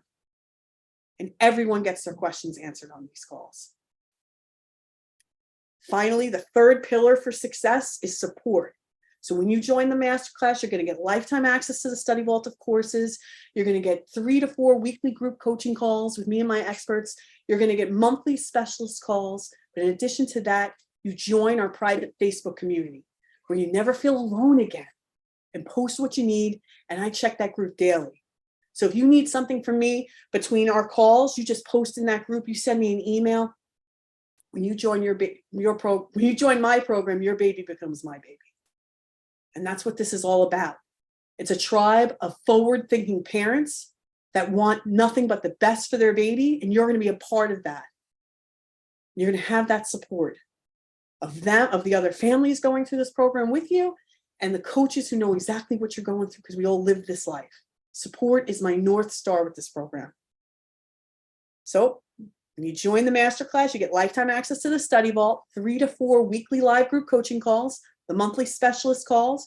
You join our Facebook community. You'll have email access to me as well, but you also get my action back guarantee. I'm taking all the risk here, but I'm confident. I'm fucking there. Like, I'm there for you.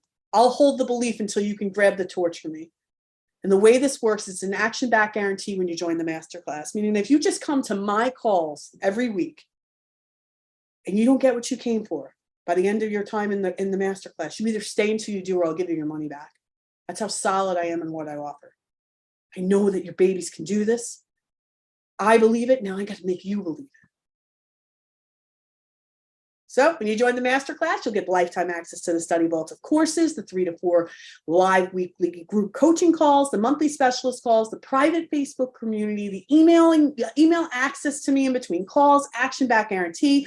But for tonight only, I'm offering a bonus. So for tonight, we're going to actually open the cart for 72 hours. But for anyone who's ready and willing, like, let's fucking go, Michelle, I want to work with you tonight. We're going to do a tonight only bonus. And bonus number 1 is going to be a private session with me and a private session with our mindset coach, Risa. It's me and there's Risa. We're going to help you. Now you're going to get private time with me and Risa to work on how you're feeling, work on the strategies, and get you that kickstart into the program to get you moving. All right. So if you join tonight, lifetime access to the study vault, 3 to 4 weekly group coaching calls, monthly specialist calls, private Facebook community, email me between calls, my action back guarantee, the act now tonight bonus, but I also have bonus number 2, which is instead of 3 months in the program, if you join tonight, you're going to get 5 months in the program. That's more than enough time to get your child potty training, to get them on a communication path, and to stop their problem behaviors. But let's use those other months to keep building out those skills. Let's get that. If they're scared to get their haircut, let's talk about that. If they have to go to the dentist, let's talk about that. If you want to get them trying new foods, let's use that extra time to give you even more support. That's a bonus I'm just offering for you guys tonight. And that averages out to about 70 plus calls of support that you'll have to get those 3 pillars of success to change your lives. In addition to getting the masterclass and all of these goodies, we have a 3rd bonus. And this is the first time I've offered this, and I'm so excited because you guys have asked for this for the longest time, and I never looked into it. And now I did. We have a printed version of the Potty Pocket Guide and the toilet training data sheets that are going to come to your house. You join the masterclass tonight, I am going to personally mail this out, and it's beautiful, it's in color, and I printed 5 of the toilet training data sheets because we're going to do it while we're practicing sitting, then we're going to do it during the intensive, then we're going to be doing it when we carry the skills over outside of the home, and you're going to have plenty of opportunities in here to highlight, make notes, use your toilet training data sheet, and when you join the masterclass tonight, I'm going to send this out personally to you in the mail, and you get the copy of this and the toilet training data sheets. Okay? So when you join tonight, you're going to get the mastery of the, did I mess up here? Here we go. No, you get mastery of the 3 pillars, lifetime access to the study vault of courses. Did I mess up? Oh, yes. Oh, and the 4th bonus. I apologize. 4th bonus. I skipped ahead. If you join the masterclass tonight, we're going to take $500 off the cost. All right. You join tonight. We're going to do all of these bonuses. Got bonus 1 is a private session with me, private session with Risa. Bonus 2 is 5 months in the program, 70 plus calls, change your life. Bonus 3 is a printed copy of our Potty Pocket Guide. I'm very excited to get our first copies out to the world. And number 4 is we're going to take $500 off the program if you join tonight. All right, so what you're going to get when you're joined, let's just do a quick recap and show you the value in what you're getting. You're going to get the mastery of the 3 pillars, right? The knowledge, the belief, and the support. You're going to get lifetime access to the study vault, and I'm going to grow that. That's hours and hours of material that you can just deep dive in, take your time. You can listen to it while you're driving. I listen to it in the shower while I'm cooking. This is what you're going to always have. That's $5,000 worth of value there. 3 to 4 weekly live group coaching calls where you're going to learn from the experts. That's a $7,000 value. You get monthly specialist calls. That's a $6,000 value, right? We have private Facebook and email access to me in between calls. That's a $1,000 value. We have the action back guarantee. I'm taking all the risk here. You join, I'm guaranteeing you're going to get what you came for. Or you stay in the program till you do, or I'm going to give you your money back. Then you're going to get these amazing bonuses. You're going to get a private session with me, a private session with Risa. You're going to get bonus number 2, 5 months in the program. That's 70 plus calls, $3,000 worth of value right there. Bonus number 3, you're going to get a printed and shipped Potty Pocket Guide. Never done that before. I'm excited. And then you're going to get bonus number 4, which is $500 off the webinar price. So if you add up all of this, it comes out to like $21,000 in value. But don't worry, that's not what we're charging tonight. I want to do this. I always try to do everything as cost effective as I can. You see how much support we're offering you. But I just wanted you just to see what you're getting and how much value is here. Not to mention the value it's going to bring when it changes your life. Okay? If you join the masterclass today, normally the cost is $2,997. But if you join today, it's $2,497. That's either 3 payments at $878 or 4 payments of $660. So for tonight's webinar students only, you're going to get all of those goodies. At the $2,497, you could do the 3 payments or the 4 payments. Jen is going to share the link in the chat. And that only averages out to about $16 a day, 70 plus calls to change your life. Click the link in the chat box. The bonus where you're going to have a private session with me and a private session with Risa goes away tonight. So you want to make sure you take access and join us right away. All right, so a word about unicorn syndrome. This is one of the biggest things that people say if they don't join the program. They'll say, Juliana, I understand what you're saying, Michelle, but Juliana is different than my child. Juliana had language and lost it. Juliana was diagnosed moderate to severe on the spectrum. This is possible for your baby too. My child has severe autism. Armando had severe autism. He didn't speak till the age of 7. This is possible for your baby too. This works for other kids, but won't work for mine. My child's broken. I'm broken. There's nothing out there that will change the trajectory for my child. Unicorn syndrome is a self-preservation state. If I stay here, I never put myself out there to have those hopes and dreams for my baby. And when that doesn't happen, I can't be hurt. Subconsciously, I can't try and risk and fail. I won't survive it. This is about you, not your child when you have unicorn syndrome. Not saying that you're unique, you think your child's unique and then this can't happen. But when you think that, what you're really saying is like, I'm just afraid to try this because I'm afraid that if we do this and it doesn't work, I can't be hurt. So if I don't try, I don't ever have to be hurt. But if you don't try, your child doesn't have a chance at winning at life. You got to try. If you want a different life, you've got to make different decisions. You are the best person to teach your baby. Sitting in I don't know or asking shitty questions with no real answers keeps you stuck and not taking action to help your baby now. Indecision is keeping you second guessing and losing precious time that you could be making progress. Nothing comes from an I don't know or a bullshit question you can't answer. Just decide. Decide you're not ready, you won't do the work, or decide you're nervous but willing to go for it. Give yourself the gift of a decision and honor yourself. If fears or worrying about autism every minute of every day are dominating your day and night, then join us. If there's something in you that identifies with what I've taught you today and it makes sense, take the leap of faith and join us. Saying yes tonight will have you and your baby moving forward today. For tonight only, Champions for Our Children Masterclass, you got the Act Now bonus, private session with me and a private session with our mindset coach. 5 months in the program instead of 3. My guarantee that your child will be potty trained. You either stay until you do or I give you your money back. You just have to show up at least to my calls. You're going to get a printed potty guide. I'm very excited about this. I can't wait to send my first potty guides out. And you're going to get $500 off. Click the link in the chat box. Okay, so I'm going to take a quick potty break and then we're going to get to it. So now, I guess, where are you now? You and your child, now that you've joined the program. He's awesome. He is fully potty trained now. But now we go outside and not in pool house because we've learned to let him use the bathroom. They're doing really, really well. Both are potty trained. I'd say 95% of the time, doing really, really well. Obviously, potty training is huge. Just a lot of things. He's totally potty trained. We go everywhere, just in our undies. We don't have to worry about that. He honestly now is 85% potty trained. Now and then he has some accidents, but he pretty much is able to go on his own. I was scared I was going to be one of those parents that their child was not going to be potty trained. We did the 3-day intensive, like you suggested, and Ezra is potty trained, 100% no accidents for P.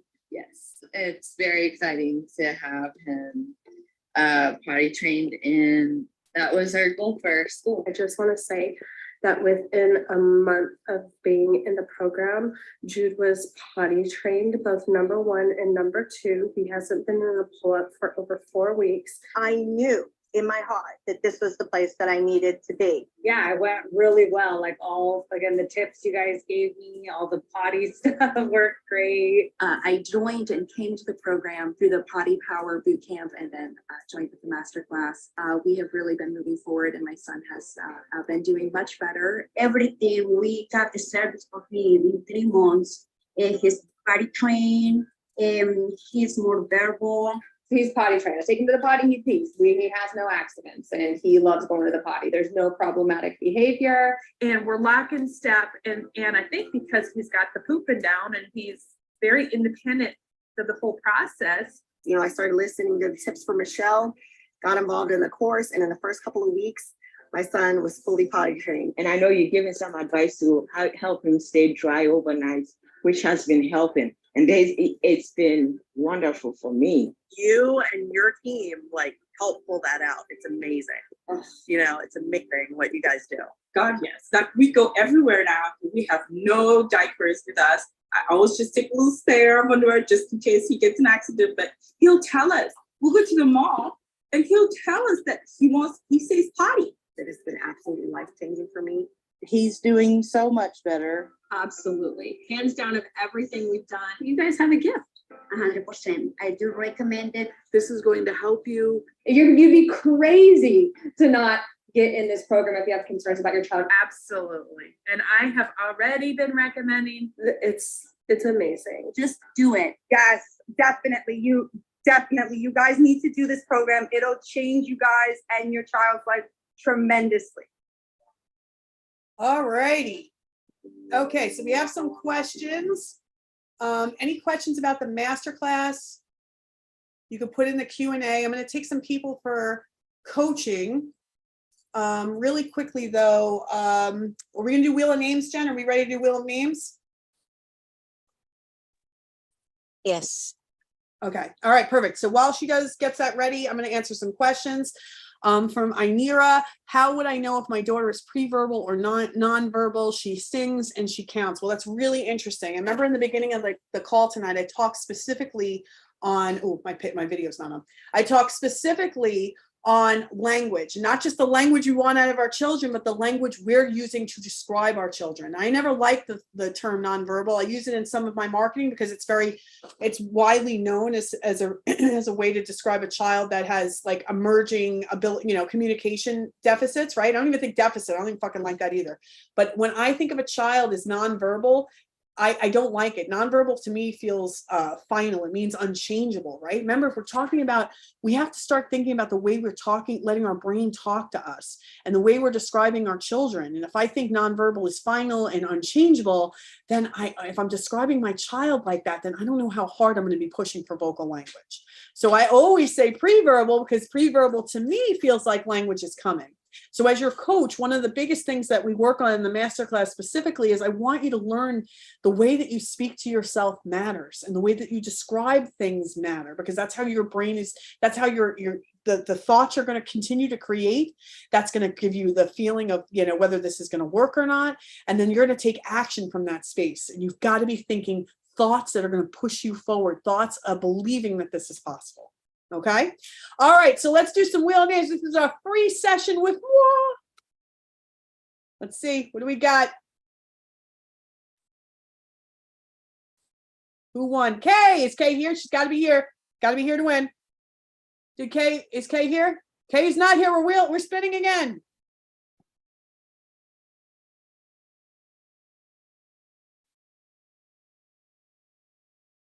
Isabel. Is Isabel here? Give us a shout out. Isabel Gomez. Isabel Gomez, you're going to send an email to Michelle@MichelleBRogers.com. That's Michelle. I'll type it in here for you. Michelle@MichelleBRogers.com. You want a free private session with me? Let's go. Amazing. All right. So let's do some more answering of questions. I will call somebody up who wants to be coached. If you have your hand up, I'm going to bring you up as a panelist. What that means is that your screen is going to flicker. You have to have good audio. You have to be in a place you're not driving. You're in a place where I can hear you. There's no distractions around you. So if you need to go into a room and shut the door, please do that. You want to make sure you have good internet and good sound and have a camera. I want to see your face. Okay. So I'm going to start with Penny Woodson. We're going to allow you to be a panelist. Your screen's going to flicker. You're going to come back on. If you don't want to do any of the things I mentioned, you can't get in a room where it's quiet. You can't show your face, then put your hand down. You can put your question in the Q&A. Okay. All right. So I'm going to promote Penny. We're going to start with her. I'm going to answer another question from Isabel, our winner. Fabulous. Hi, Michelle. My grandson just turned 7 years old. I've been potty training him for a long time. He does not talk, but doesn't give me trouble taking him to the bathroom. My problem is that when he goes, he holds his pee, which bothers me. He will go after I put underwear on. I also tried with ABA and he held pee forever with them. I want you to hear the language that Isabel is using to describe the situation, right? He holds pee forever. It bothers her when he holds pee. He'll wait until the underwear's put back on, and then he'll hold the pee forever with them. What can I do to get him to release? So here's the thing, right? Nature will come and call, right? And he's holding out because he knows that every time I've held out, you'll put the underwear or the pull-up back on. So if I always know that's coming and I don't really see the value in going, right? Then I'm not going to change my ways. You have to get into a state where first, if I want to link about the thoughts I'm thinking, like, right, it bothers me when he holds his pee. Why does that bother you? Is it really a problem? And what does it mean that he holds it forever? Because nobody could hold pee forever, right? Just some of those thoughts, just tweaking some of those thoughts will have you showing up very differently. He's 7 years old. I can tell you for a fact, because I have an 8-year-old, that he would get up, eat breakfast, go to school, come home and pee for the first time in the day. So it was probably 4 o'clock by the time he got home. And that was the first time he peed all day from the night before. They're very capable of holding it, but your thoughts about the holding that's making you like, I don't know, I don't know if you can do this. Okay. All right, Penny, you ready? Got to unmute yourself, Penny. Penny. Can you hear me? Yeah, I can hear you. Can Penny. you hear me? Yes, I can hear you. I'm fine. Yeah. How was tonight? Was tonight helpful for you? Oh yeah. Really was. All right. Awesome. I love it. All right. What's your question? No, I just had a question. I think I hit my I raised my hand before I meant to. Okay. I meant to do something else. But anyway, I did have a question. You know, Sure. we joined the program last week. Now, will we get one of those printed copies of the potty? I will make potty sure, guide? because you just joined, I will drop this one in the mail for you, Penny. Absolutely. You'll be my first person. How's that sound? Oh, okay. Sounds good. Sounds good. All right. Keep me posted, Penny. Just joined Yes, last ma'am. week. All right. Keep us posted. All right. All right. Okay. Bye-bye. All right. Next up, let's see. Cindy. You got to have good internet. I got to see your face. I want to be able to hear you. Got to be in a quiet room so we can coach you and everyone can get something from, everyone wants to be able to learn from you. All right, Cindy? All right, let's go. Promote you to panelist. Let's do another Q&A while I'm waiting for her to get ready. Oh, that one's done. Susan Stern. How can I get my daughter believe this will work for her son? He is 12, nonverbal and not potty trained. She has had a lot of services from Remy, but doesn't think he is ready. I do. He understands so much and says a few words. I know he can do this. So here's the thing for our grandparents. I've got grandparents that do the program. I've got great grandparents that are in the program that have full custody of their great grandbabies that are potty training. I love a grandparent that wants to help their child. But here's the thing. At the end of the day, if the parents have custody of the child and you don't live with them, it would be very difficult to try and like intervene. And it's sad that her daughter doesn't believe in the potential like she does in her own grandchild. So the only advice I can give to a grandparent in this situation is, number one, you have to be living with them for us to make this work. Even with mom being in disbelief, as long as you're living with them, then we can kind of work with it. And then mom will pretty much follow your lead. But if that's not the case, then all I could suggest is that we've got to get mom to the program as fast as possible. Send her to my website, send her to the podcast, send her to these free workshops. And let's see if we can turn her beliefs around about her beautiful son. All right, Cindy, you ready to talk? Mm-hmm. Cindy's in Let's the go. store. Yes. That's good internet. I'll Tonight- take it. Tomorrow's homecoming, so. Okay. All right. Fair enough. Cindy, what's your question? Was tonight helpful, Cindy? Yes, it was very All right. helpful. Love it. All right. Tell me what your question. My question is, my son wants to squat and even wants to squat on the toilet seat. Squat on the Have you ever had that before? Yeah. I've had squatters in the grass. I've had squatters in the shower. He wants to Yes. actually get his feet up onto the toilet seat. Yes, and he does. How old is he? 11. 11. And so is he P trained? No. We were, and then COVID happened and he got kicked out of school, and so we did a lot of regressing. Okay. So with a child like this, what we'd want to start with is just getting him neutral to sitting. So when we have a child that has a little bit of what we call potty phobia, and I don't know if it's a true phobia, but hey, if you won't sit, we're calling it phobia, right? So if Right. you won't sit, then our work isn't like the full potty training intensive. We do an intensive in the master class that we kind of walk you through. But what we do here is we want to get him to the point where he can sit neutrally. That means he can sit with he can sit, doesn't have to eliminate, but he's okay with it. So we work on that first, we build out that skill, and then we can potty train. So that's where I can start with you with that. Okay. Sounds good. How does that sound? It sounds good. All right, good. Definitely All right, need your help. Yeah, of course. We'll join the masterclass. You'll have all of my help, okay? Okay, thank you. All right, have a good rest of your Bye-bye. night. All right. You too. All right, let's do Judy Hammock. I want you to panelist, Judy. Let me answer another question. Is there a fee for one-on-one coaching? So the masterclass, the way the masterclass works is that it is group coaching, but everyone gets their questions answered. I do offer one-on-one coaching.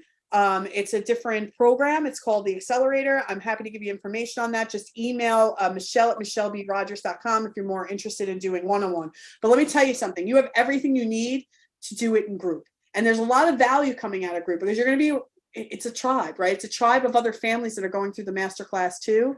And you're going to get to hear them coach. And I guarantee what they're getting coached on is something that you have a question about too.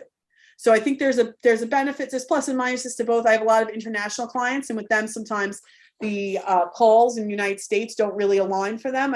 But some of them get up in the middle of the night. I have a mother in Pakistan that gets up at 2 a.m. to come to these workshops and these calls, right?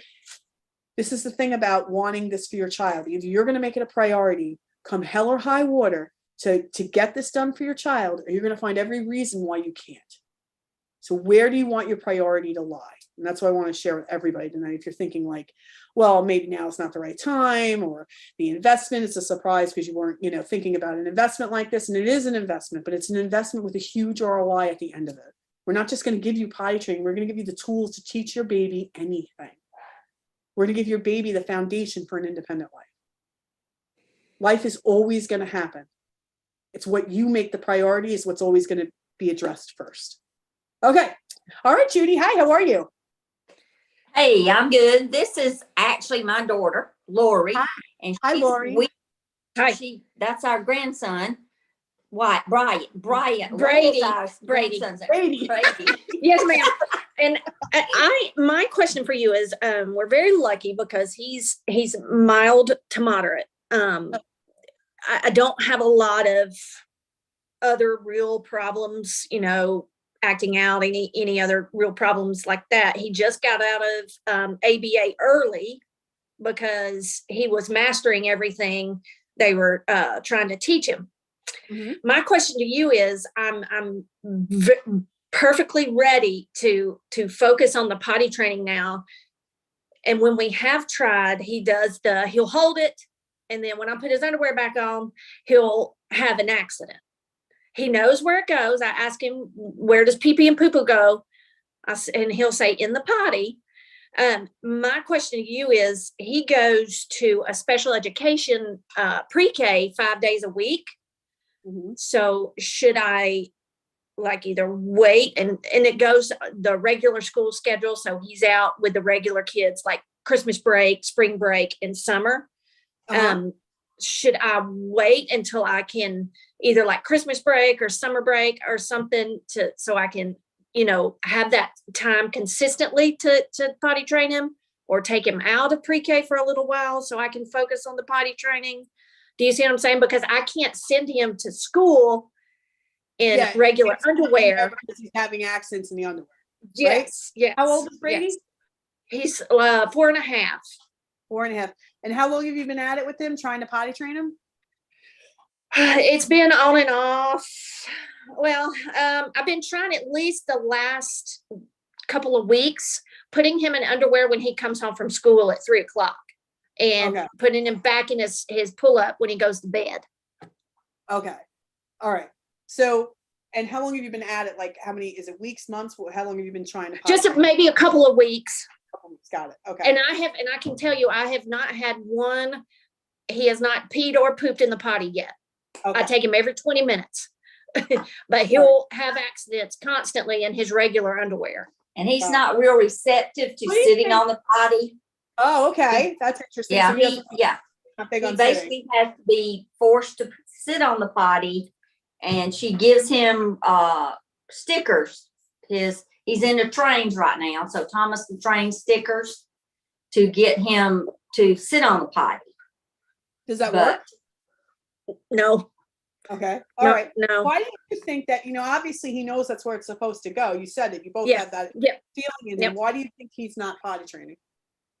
That's what I don't, because that's a good question. I don't know if, I know he's smart enough. I don't know if it's just because, like we said, he's just more comfortable in the pull-ups. I don't know if he's just being stubborn. I don't know if he's just like, I don't want to. I don't know. He doesn't act like he's scared. And most of the time he whines about it because he just has to quit playing, to go sit on the potty for 5 minutes. I think that's the only reason he doesn't want to do it. And I'll tell him, his dad even too will tell him, we'll buy you a new Thomas the Train track. No, if you go pee, or if you put pee-pee and poo-poo in the potty, no, not right now. He'll say a lot. Okay. So got it. So here's the thing, right? The reason why you think he might not be potty trained is interesting. You said that, he might be comfortable in the pull-up. He's smart, so he can do it, but he's also stubborn and he doesn't want to, right? You got a lot of stuff going on, a lot of thoughts about it. The reason why he's not potty trained is because you always put a pull-up back on. That's what, okay. But here's the thing, right? It's if he there's no desire, no value in for him to learn another way, right? His life is solid, right? As far as he knows, he doesn't see a reason to change. Peeing and pooping my pants, you clean it up, life is great. Or if I hold it long enough, she's going to put the pull-up back on. So I'm just going to wait her out, right? I don't see the value going, right? And I guess you could say stubborn, but he's stubborn because you're not putting him to the test. Yeah. And honestly, it's interesting because you have the reasons why he's not doing it. It's just like he is comfortable. But if you think that's why he's not doing it, then why are you making it comfortable for him to continue to not use the toilet? Yeah. Yeah, that makes sense. That's why I wonder, that's why I was asking you, should I either take him out of pre-K for a few weeks? No. And now we're having thought errors about it too. Because he goes to school full time. I get that's too. I'll get either two. The parents will say, well, he probably can't potty train because he goes to school full time. He's back at school now, so it's probably can't do it.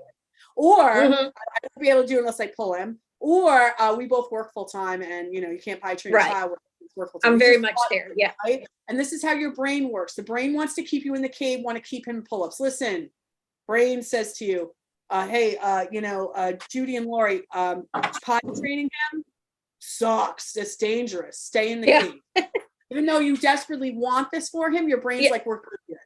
Right? Yeah. So then your brain starts presenting you all the reasons it can't happen. He's going to school full time. You're not gonna be able to do it. Yep. He doesn't want to. He's stubborn. He's not gonna do it.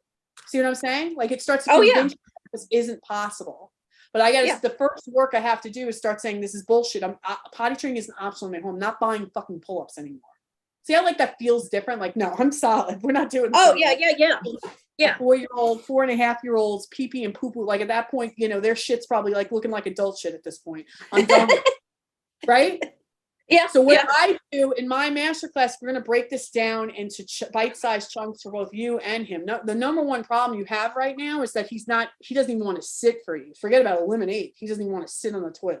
And what you've presented as a rewards for him is probably not worth it. And what we want to do is what I would be doing, or what we'd be doing if you guys join the masterclass, we'd start easing into the process. So we'd create a blueprint very specific to him. And then we just start easing into the process of, number one, getting him to want to sit, getting him to sit for 3 to 5 minutes. And then we do our potty intensive, which we could do over a weekend with him. So no, he does not have to be pulled from school. But I'll tell this also too, for anybody who has school involved now, because we're all back at school will not potty train your child. They will help you. Right. You take the lead. They'll do what you tell them to do, but they're not there to potty train your kid. They've got too many other kids to deal with. It's a rare unicorn school that will actually take the full reins of potty training a child. They want to see you teach at home, and they'll follow. And that's kind of how it works for everything. But now that I've kind of explained this to you, but the first thing that needs to change is this belief that he can't do it because he's stubborn. He can't do it because, if he is comfortable, then the next question you have to ask yourself is, why do I keep making it so easy for him to not potty train? Right. That makes sense. And one of the big Well, reasons why, yeah, go ahead. What were you going to say, Grandma? I was going to say, this is another thing. We do not notice any kind of cues that he's using the bathroom. He has Nothing. zero cues. Yeah, why So would, we can't even. why would he? Number one is he doesn't want to change. So why would he? Right? What all of a sudden I'll let you know when I gotta go. That's number one. Number two is he doesn't know any other way. So he wouldn't know even the cues to have because he hasn't had enough reps of going. Do you see Okay. what I'm saying? A child Mhm, yeah. that has worn a diaper their whole life is not really gonna have cues of like, hey, it's coming, I'm about to pee, right? Because they've never even had to be conscious. It's just in his diaper and he's done. Right? Yeah. Until we start getting to the repetitions of taking him, having half accidents. Half accidents are like if you have them on like 5 minutes on, 10 minutes off schedule, and either they're going to accidentally pee in the potty and not realize it, or they're going to be running around the room and you're going to see pee running down their leg. And as soon as some pee, you ran them to the bathroom, as long as some of that pee lands in the toilet, that's how we start making the connection. Okay. You're asking for something that he's not even at that he won't even sit for you. But see how the brain does that? Well, like, you know what? Maybe he can't do it because he doesn't even have the cues. See what I'm saying? Yeah. It's so interesting because listen, potty training is not difficult. It's actually, the steps are very simple. And I think all of us have them, but what it takes is the effort and commitment and consistency. Right. But the only reason a lot of us are struggling with the effort and the commitment and the consistency is because we have doubts if it can be done. And as soon as we have doubts, it fucking muddies everything. Makes sense? Makes sense. Yeah. The whole fucking people are doing this. He's playing you guys like a fiddle. He's like Boy King over there. I can believe it. All right, I can believe that helpful? Yes. Was that helpful? All right. Well, keep me posted. Yes, Let me know thank how it you. goes. All right, no problem. Okay, thank you so much. Bye. No problem. All right. Well, let's see here. Let's see. We're gonna do Isabel Gomez. You just won. Isabel just won her private session. Let's see here. This one's done. I'm going to answer another question in the Q&A. Sitting together. Done for that. All right. Danielle Garcia, what starter items do we need to start effective potty training? We have the potty, but what else as far as mess goes? So that's interesting. Well, I love Clorox wipes. They're fabulous. If I have a carpet that is like an area rug, I roll that up and put that away, or I'll put a tarp down. Right. So, I mean, it really depends. I'm not sure what exactly. First, we've got to see potty readiness signs. If a child's over the age of 4, let's just assume they have them. They're ready to go. Then we want to make sure that we are getting ourselves ready. We'll be in the master class, and the master class will help you create a blueprint, and we're going to help you to get up everything you need to get potty trained. You need to have your data collection sheet, which you're going to get free for anybody who came tonight. I'm trying to think of what else you'll have. You get lots of goodies. You get lots of goodies, especially if you join the master class. We'll take you step by step. That's what we do in there. We're going to take you step by step in getting a very personalized plan to get your baby potty trained from where they're at. Okay. All right, Karen Jackson, you are up. Let's see. I'm going to keep answering some more questions. Here she comes. Cynthia Coleman, how do you potty train when he is at grandmother, mom house, and school? You have to pick a time. So we're going to do an intensive. First, we have to make sure the child can sit on the toilet, can follow simple instructions. We work on that first if they're not. And then we're going to set an intensive. This is what we do in the masterclass. We really craft a blueprint for you. Hey, Karen, how are you? Just unmute yourself, honey. I do that all the time for work too. Sorry. Oh, that's okay. How was tonight? Was tonight helpful for you? Yeah. So my son is 9 and pre-verbal. Thank you for that. What's his name? It's Colton. Colton. Okay. Yeah. So tell me, what have you tried to potty train Colton? We've been potty training for 6 years. I believe it. So I'm in the everything category.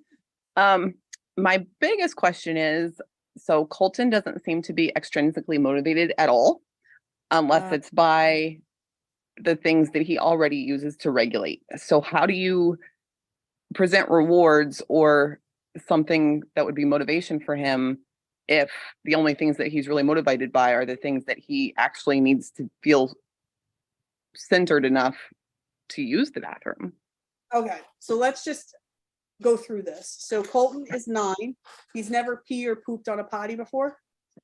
He has peed in the potty and he pooped in the potty once, but I think it was an accident. He was pushing and I kind of... Far away? Long time sorry? ago, recently, long time ago? So recently, he went like 6 months without eliminating on the toilet, and then he was doing about once a day for school. He did a few times for me a couple of weeks in a row this summer, but nothing consistent.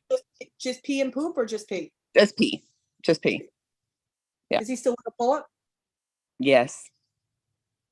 But we've tried without, and we've even tried putting the underwear under the pull-up to see if that would help keep it close to him so he didn't like the wetness, and it doesn't seem to make a difference.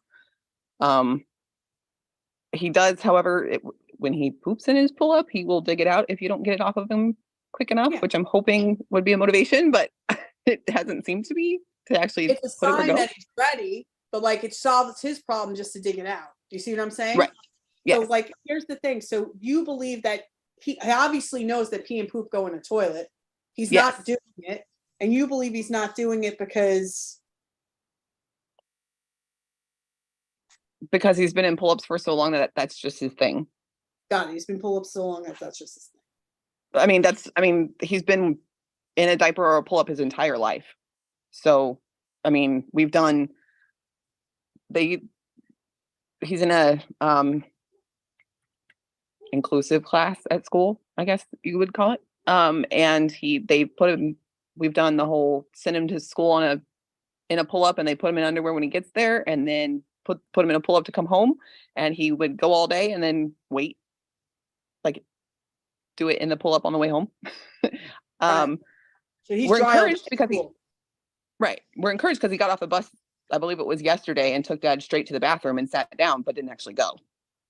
Okay. So we're getting there, but how do we motivate him to actually, he has no problem sitting on the toilet. He has no problem, but he's sitting there all day if I let him.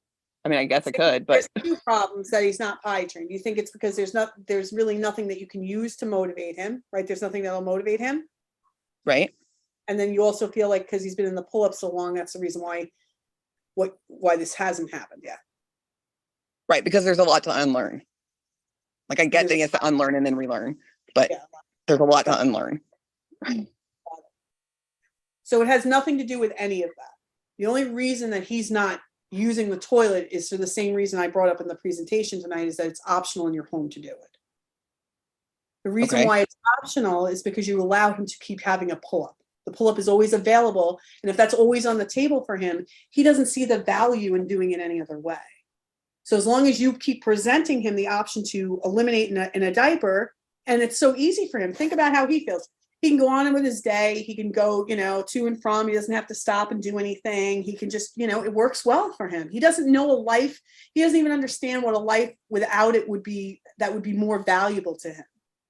Right. So And that leads into, right? So then that's going to lead into the other thought error. And this is what we call them thought errors in the program. Because when we think a thought over and over and over again, it starts to feel like a fact. And if I think it's a fact, it's unchangeable. Like a circumstance of life that's really unchangeable. I always say, like, you want to always differentiate between thought errors, and then facts. And facts of life are, like I always say, are the things that you'd say would be admissible in court. So like his autism diagnosis, right? That would be admissible in court. Also it's a circumstance beyond our control, right? Autism happened to us. We didn't have a thought like, oh, maybe he has autism. He was diagnosed with autism, right? But the things that you do have control over are the thoughts that you choose to think about him. And you have two major thought errors that are keeping you stuck. Number one is that you're believing that him being in a pull-up for so long is making it so that he can't potty train. And it's not that. It's because it's available to him. He's just going to use it, and he doesn't see the value. I don't think he can't. I think he's just not. No, like he doesn't want to because he's comfortable. Yeah, because you made it comfortable. Same like as the mom before. As long as you keep making it comfortable, he's never going to change. He doesn't see the value. So then it goes to the next thought error you have, which is there's nothing that motivates my son. And it seems that way because when we have gone, days in a row without a pull-up, it doesn't seem to bother him when he's wet. That doesn't have to do anything to do with that, though. If I want him to do something a different way, I want to show value for him to want to do it, right? So I want to use a reward system that would make him want to go. But now you have a thought error on top of the thought error that not only has he been in diapers way too long that we just can't change, right? Right. There's nothing he would be willing to go on the toilet for. So what's the alternative? Stays in diapers. Right. Also known as the life you're living now, which you hate and you want to change. Right. Yes, But which your is why I'm brain here. right? But now that we know how the human brain works, right? That it wants to keep you leaving everything the same. Change is dangerous to the brain. So even though you desperately want him out of diapers, all your brain keeps saying to you, yeah, but you know, he's been in pull-ups for a long time, and you know him, there's not much that motivates him. Probably best. So just take the pull-up away and only deal if I with want the cleanups until he decides to go. Yeah, like, so there's two things. One, I've got to disprove the thoughts that I think are facts. Number one is the bullshit thought that he's been in pull-ups so long he'll just never learn another way. Right? Babies all the time. I had an 18-year-old that learned another way. If she can learn, your 9-year-old can learn, right? 10-year-olds, 7-year-olds, we have them all ages in the program, right? So we'll debunk that. Total thought error. He can learn, that's not going to be a reason. Then the other thought error that we have to debunk is that we can't motivate him. So when a parent says that to me, I say, that's a really shitty thought to think, because if you think that about him, you're his number one. We can't have you thinking that about him, because if you think that about him, that's really going to take the wind out of your sails, and he's just going to show up like you're showing up, which is the life you're living now. So when a parent says that to me, I say, okay, tell me what he does with his day. Does he like snacks? Does he like iPad? Does he like, all right, so tell me what he does with his day. He comes down on a Saturday morning. He hangs out in his sensory room with his swing and his 80s music. So he loves swing, he loves music. Yes. And he has a beanbag down there, and he sits on the beanbag for hours and hides from his 2-year-old sister because he can't stand the 2-year-old. So he loves his swing, he loves his beanbag, he loves his sensory room. Yes. What does he love most in the sensory room? The swing and the music? It's the music. The music. Got it. On a scale from 1 to 10, the music. Desire. I'm sorry, what? On a scale from 1 to 10, meaning 10 is highest desire, where would music land? Probably at least an 8. An 8. What would be a 10?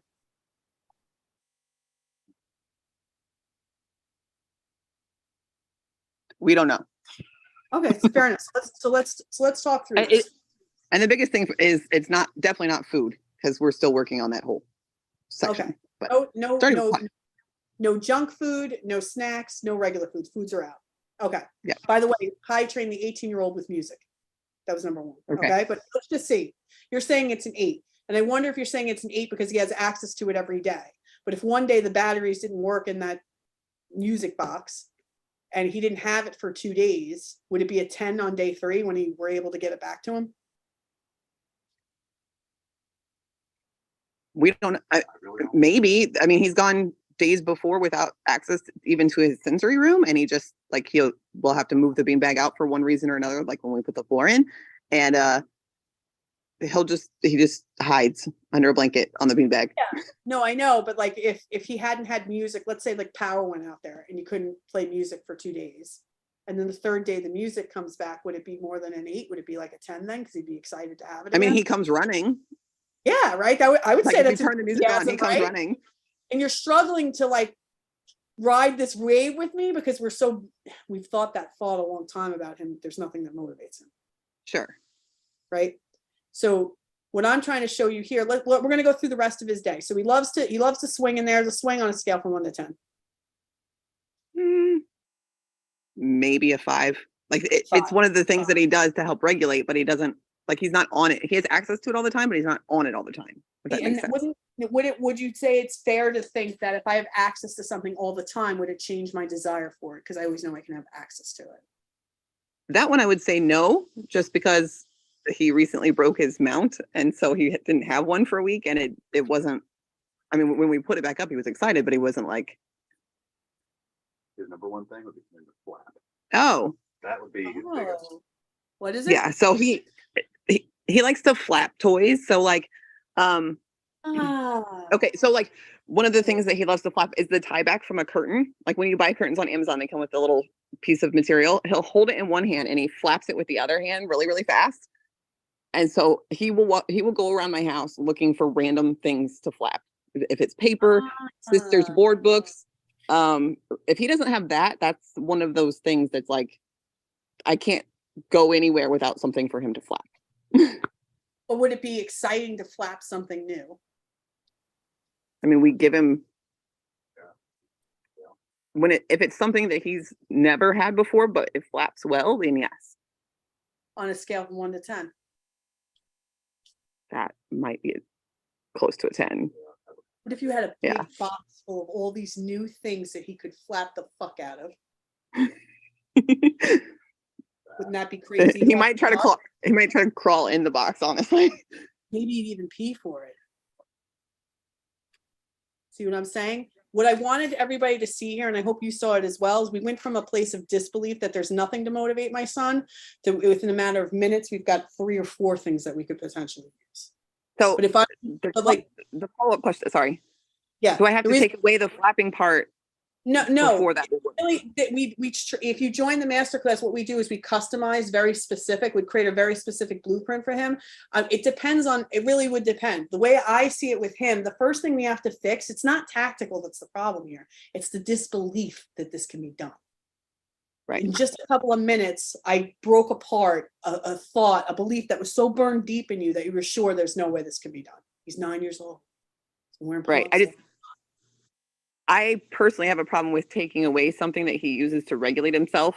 And so if he's flapping other things. Right. Like, here's the thing, right? And I didn't say we'd be taking anything away. I'm saying if we got some new shit. Right. Okay. Right. Right. That would be really interesting. And I want to challenge the belief that I'm taking it away because that's a punishment. But what if he's just earning right like a reward? See how the thought, it's really the same thing, but you have a thought like that makes you feel like shit about it. Where I look at it and say, I'm going to use this amazing thing that he loves as a tool to teach him this important life skill. Both right. So not taking away the things he already has to flap, but a big bucket of things. Either way, first off, I don't know, right? We'd be working together and then we this is how it works. This is how pie training works for all children. We're going to tweak and test until we get the result we came for, which is a fully pie trained child, right?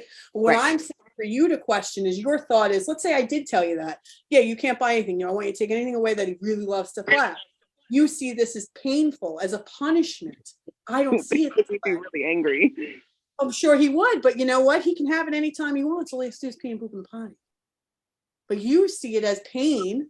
I see it as reward. You see it as a right. I see it as a privilege. It's really the same thing. But the way you think about it makes you feel like shit, and you wouldn't even entertain it because of that thought. That's my difference. Okay. Does that make sense? Yes. A lot of the thoughts you've been thinking have kind of kept it like kept you on the dark side with this. It's kept you in the like a cloudy day. Yeah. I'm with the sun's coming out. You know what I mean? These are the opportunities. If I have to weather, if I had to weather a couple of drop to the ground tantrums for 30 minutes to an hour, 2 hours, knowing that the opportunity to potty train could be at my fingertips, which is probably for him because he's so capable, I would weather it. Because Picasso's really cool, but he can retire any day. I'm just saying. I said Picasso is really cool, but he can retire any day. Exactly. You've been on the diaper train way too long. And this is what happens when you have older kids. We start moving further away from belief. Can't have that. Right.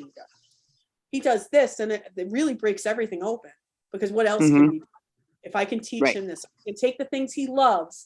And instead of looking at it as I'm punishing him, I'm using the things that he loves to teach him the life skills he's going to need when I'm gone one day. Let's be all real here. We're going to die one day. Is this how you want? Is this the legacy you want to leave?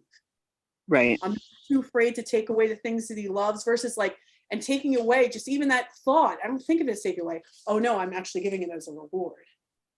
See how that feels different. Right. The same thing. Right. But one makes me feel like shit and one thought makes me feel good. Sure.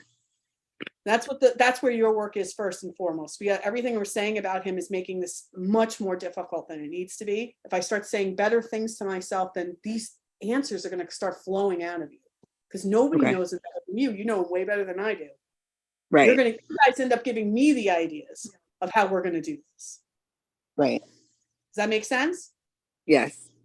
Okay. Thank you. No problem. You keep me posted. Let me know how he does, Karen.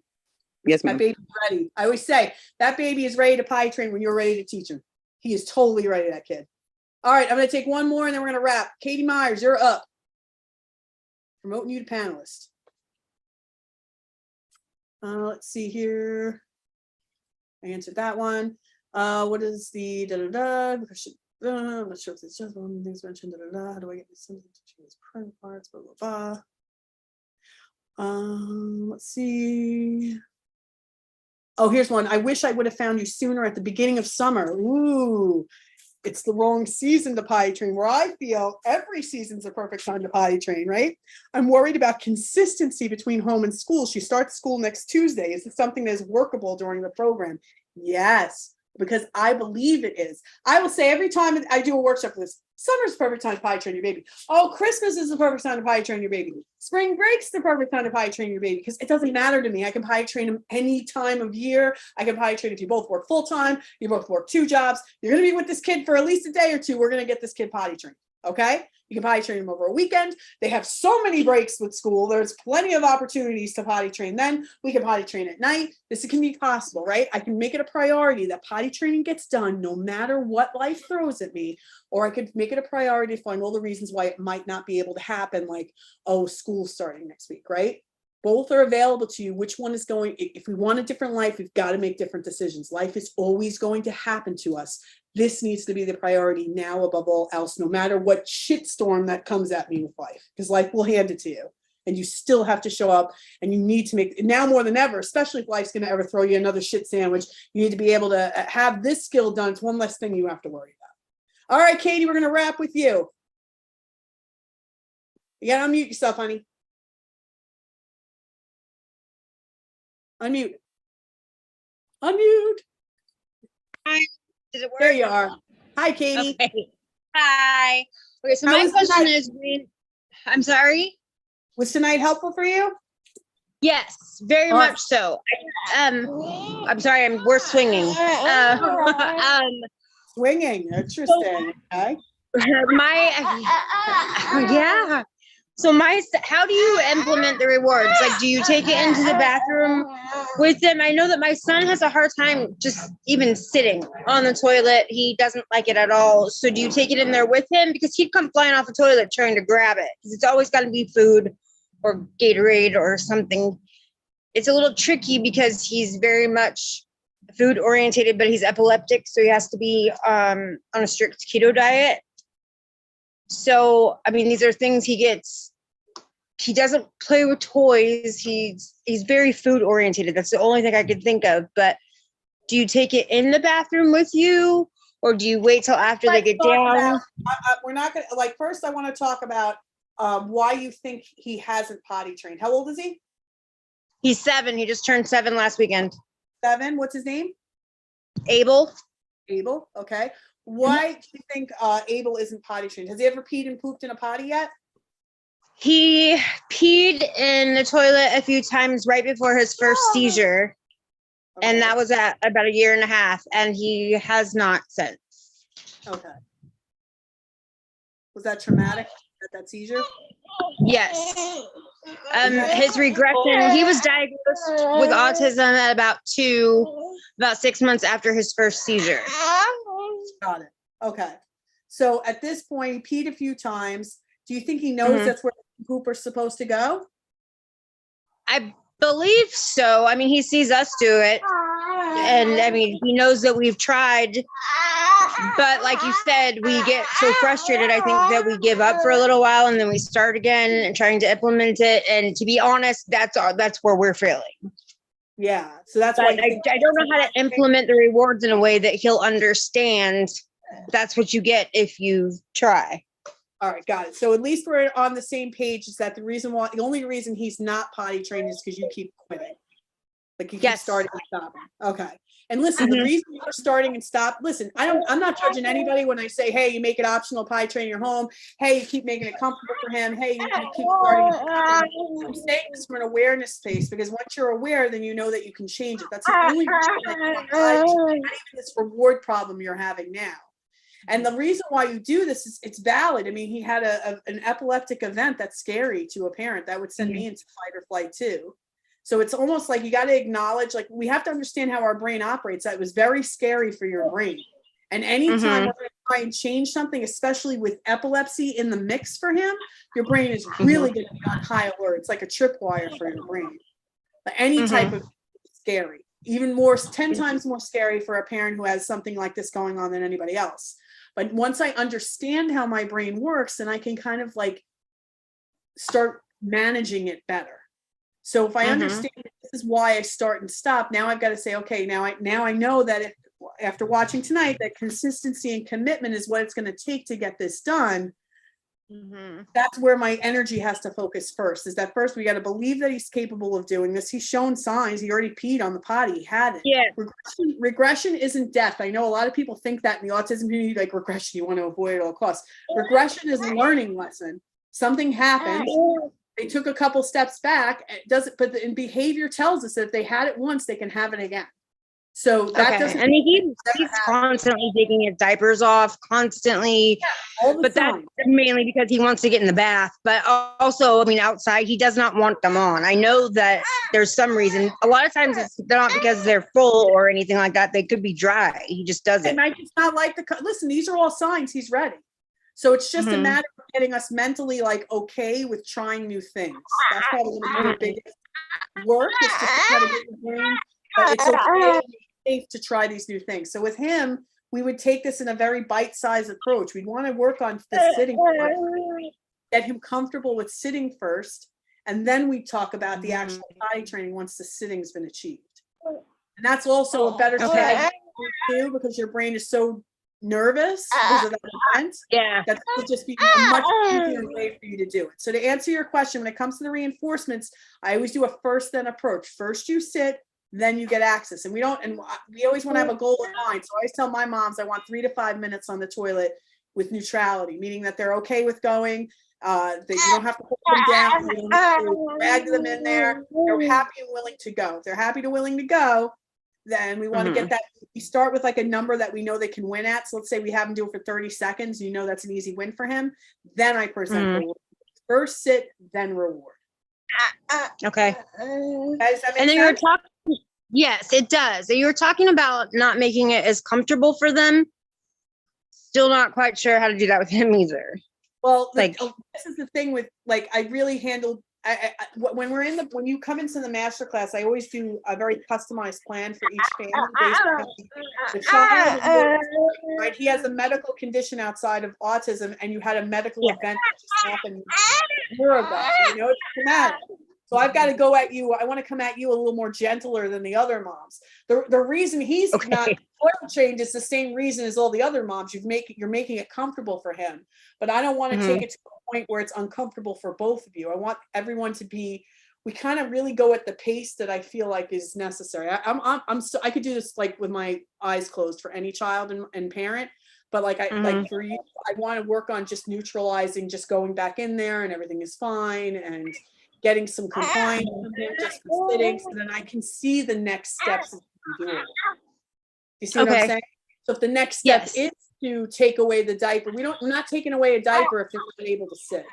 The diaper only will come off when we're ready to officially potty train. That means we have a child that will comply and sit for peeing, sit anytime we ask them for 3 to 5 minutes.